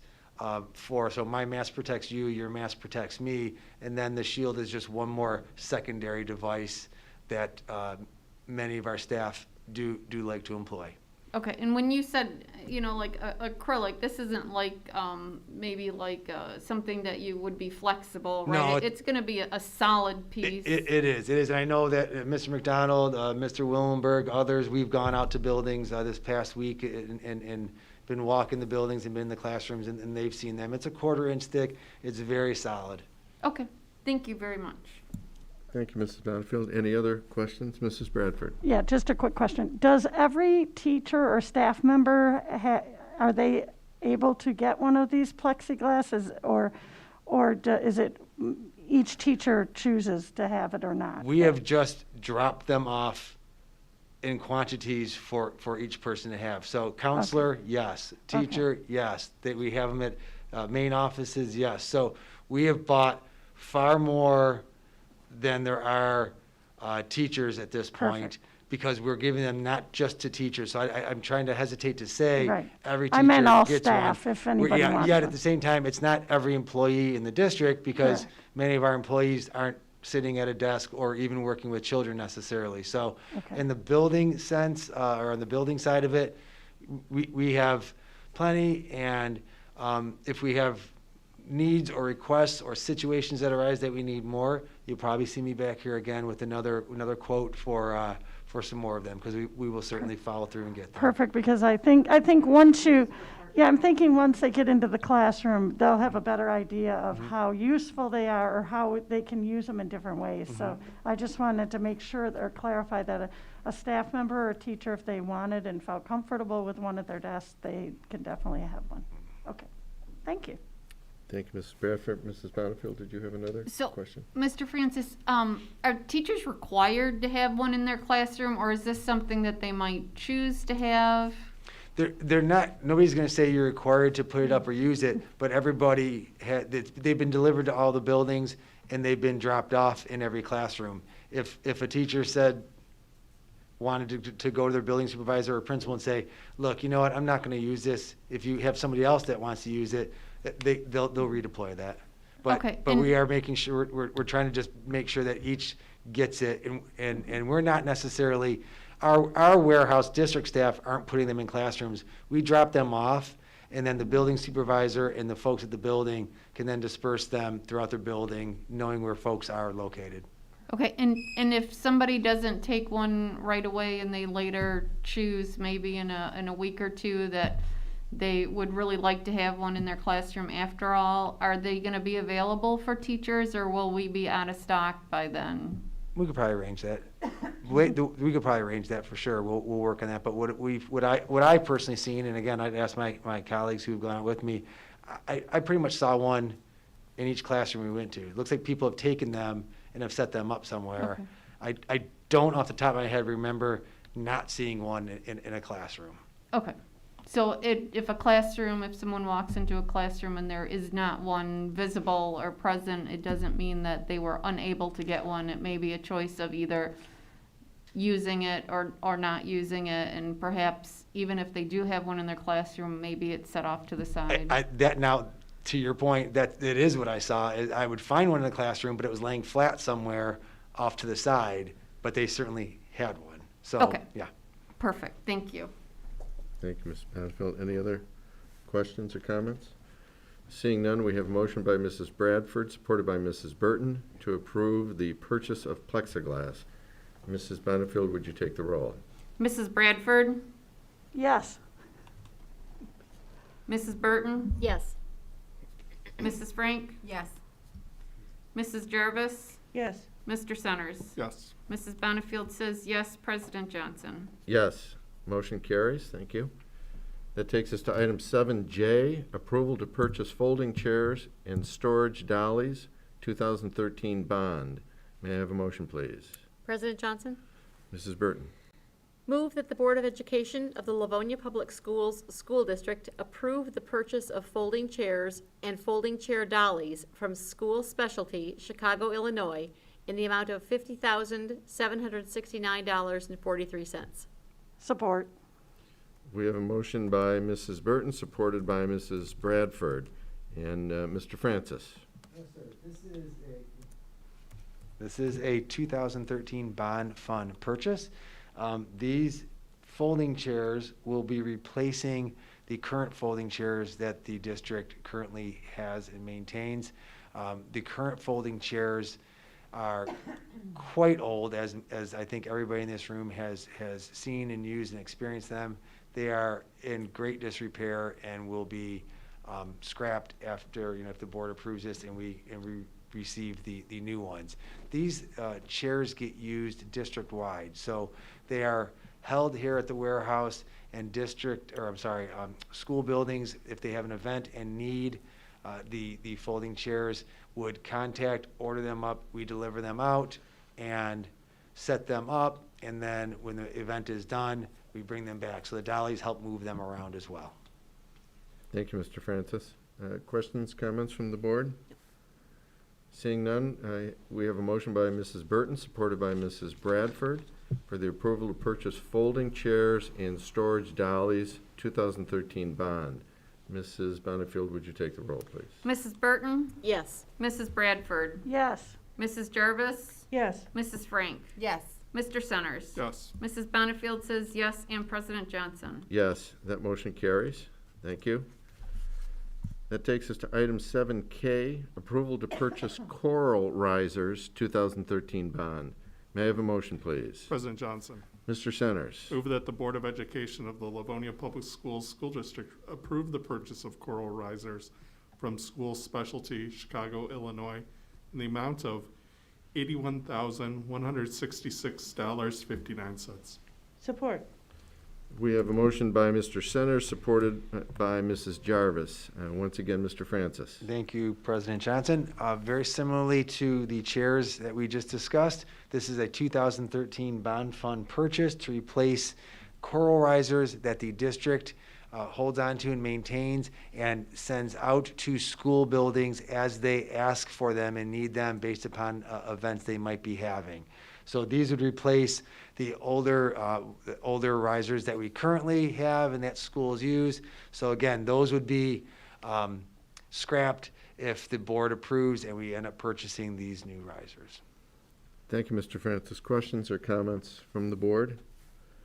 Seeing none, we have a motion by Mr. Center, supported by Mrs. Jarvis, for the approval to purchase Coral Risers 2013 bond. Would you take the roll, Mrs. Bonnefield? Mr. Centers? Yes. Mrs. Jarvis? Yes. Mrs. Bradford? Yes. Mrs. Frank? Yes.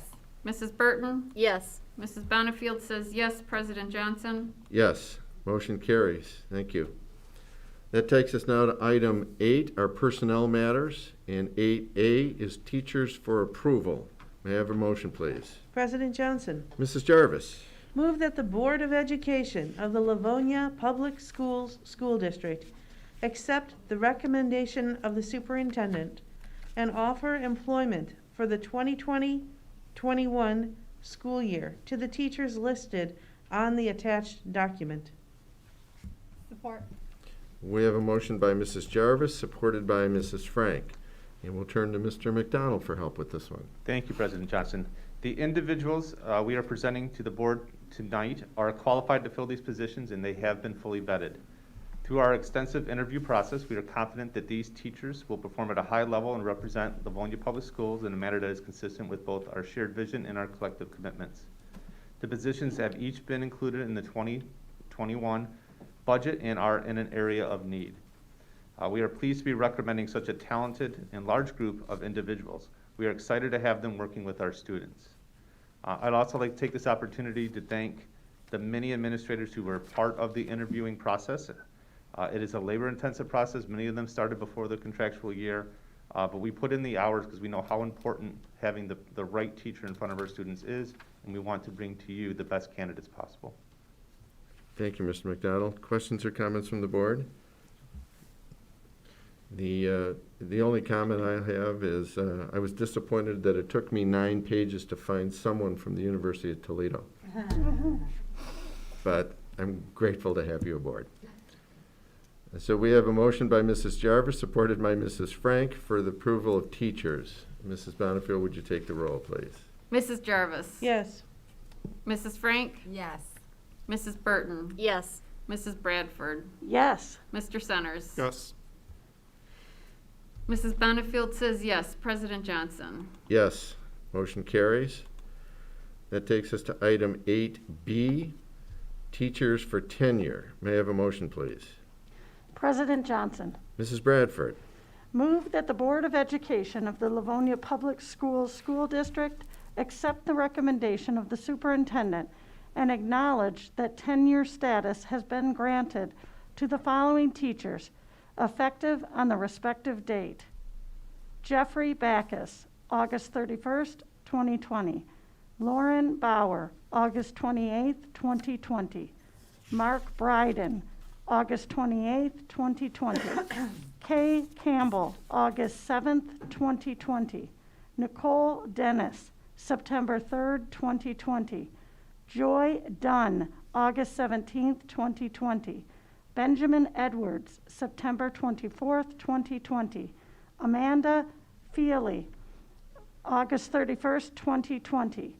Lindsay Freitag, August 31st, 2020. Allie Garrett, August 31st, 2020. Nicole Geverink, September 19th, 2020. Melissa Hopala, August 31st, 2020. Mickey Haiga, August 7th, 2020. Sarah Jacobson, September 4th, 2020. Elizabeth Kilpatrick, August 31st, 2020. William Kramer, August 31st, 2020.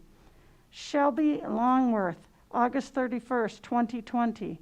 Brittany Mattis, August 31st, 2020. Aaron Moran, September 6th, 2020. Elizabeth Napier, August 31st, 2020. Stacy Oak, August 28, 2020. Stephen Pasco, August 31st, 2020. Elizabeth Piers, September 4th, 2020. Alicia Robinson, August 31st, 2020. Brian Rogers, August 31st, 2020. Lisa Salowich, August 28th, 2020. Laura Stevens, August 28th, 2020.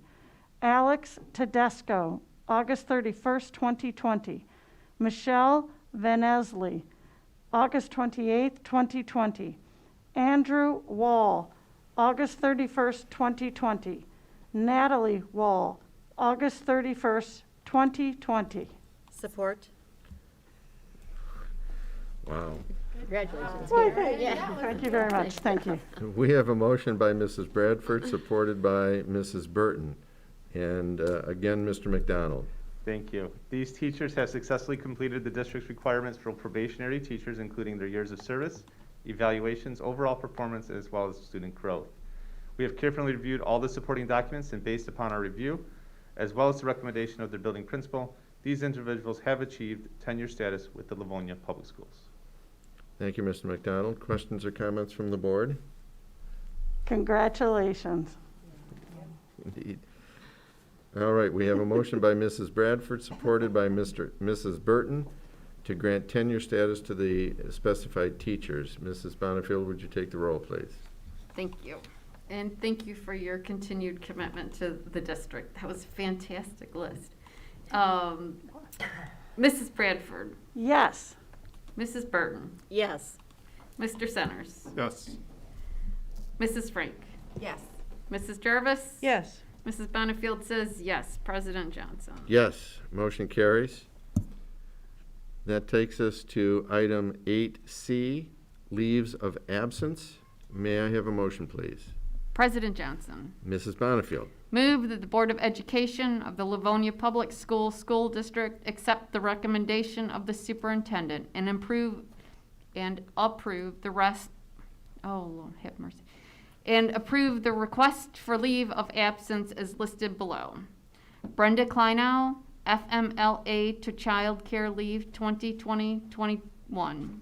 Abigail Mincati, FMLA to Child Care Leave 2020-21. Brittany Stahl, Child Care Leave 2020-21. Laura Steele, FMLA to Child Care Leave 2020-21. Support. We have a motion by Mrs. Bonifield, supported by Mrs. Frank, and we'll turn once again to Mr. McDonald. Thank you. The 4 employees that are requesting a leave for the 2021 school year have done so in accordance with their collective bargaining agreement, and I ask that you consider approval of said requests. Thank you, Mr. McDonald. Questions or comments from the board? Seeing none, we have a motion by Mrs. Bonifield, supported by Mrs. Frank, to approve the leaves of absence. Mrs. Bonifield, would you take the roll, please? Mrs. Bonifield says yes. Mrs. Frank? Yes. Mr. Centers? Yes. Mrs. Burton? Yes. Mrs. Bradford? Yes. Mrs. Jarvis? Yes. And President Johnson. Yes, Thank that you. motion carries. Thank you. That takes us now to item 8D, resignations, and that is for board information. We do not need a motion. Then that takes us to item 8E, retirements. May I have a motion, please? President Johnson, Mrs. Burton. move that the Board of Education of the Livonia Public Schools School District adopt the attached resolutions of appreciation for the services rendered by Catherine Barnes, Stephen DeMarco, Lynn Feathers, Linda Gould, Anthony Gretsch, Cynthia Ignash, Fatino Kincaid, Mary Beth Walter, Kevin Ledja, Anthony Mazzala, Susan Sutton, Therese Wellesley, Deborah Wutka, Julie Wyatt. Support. I think I heard Mrs. Frank first. So we have a motion by Mrs. Burton, supported by Mrs. Frank. Mr. McDonald. Thank you. Tonight we bring before you 14 employees who will be retiring. As these employees leave the Livonia Public Schools, they will be taking with them a combined total of 341 years of experience. Oh, my goodness. And on behalf of the administration, I'd like to thank these employees for their dedicated years of service that they have provided the students of Livonia Public Schools, and I ask that the board adopts the attached resolutions of appreciation for these retirees. Thank you, Mr. McDonald. Questions, comments from the board? Mrs. Burton. As there always are when we look at a list of retirements, especially a list this lengthy, there are folks that are everyone on this list has given so much to Livonia Public Schools, and there are some that everyone in this room knows personally, who've had interactions with our own children. And we would just like to wish them their very best in this next chapter of their lives. I hope that it is fruitful and wonderful and relaxing for them. Thank you, Mrs. Burton. Other questions or comments? Well said. I think that says it all. Uh-huh. Thank you, Mrs. Burton. We have a motion by Mrs. Burton, supported by Mrs. Frank, to adopt resolutions of appreciation for employees who are retiring. Mrs. Bonnefield, would you take the roll, please? Mrs. Burton. Yes. Mrs. Frank. Yes. Mrs. Jarvis. Yes. Mr. Centers. Yes. Mrs. Bradford. Yes. Mrs. Bonnefield says yes, and President Johnson. Yes, the motion carries. Thank you. That takes us now to item 9, hearing from board members. As it has become our custom, I will open up the mic at this time for any board member who wants to make any comments. I think we're all tapped Feel free. We're all tapped out. Yeah. Looks like we're all tapped out.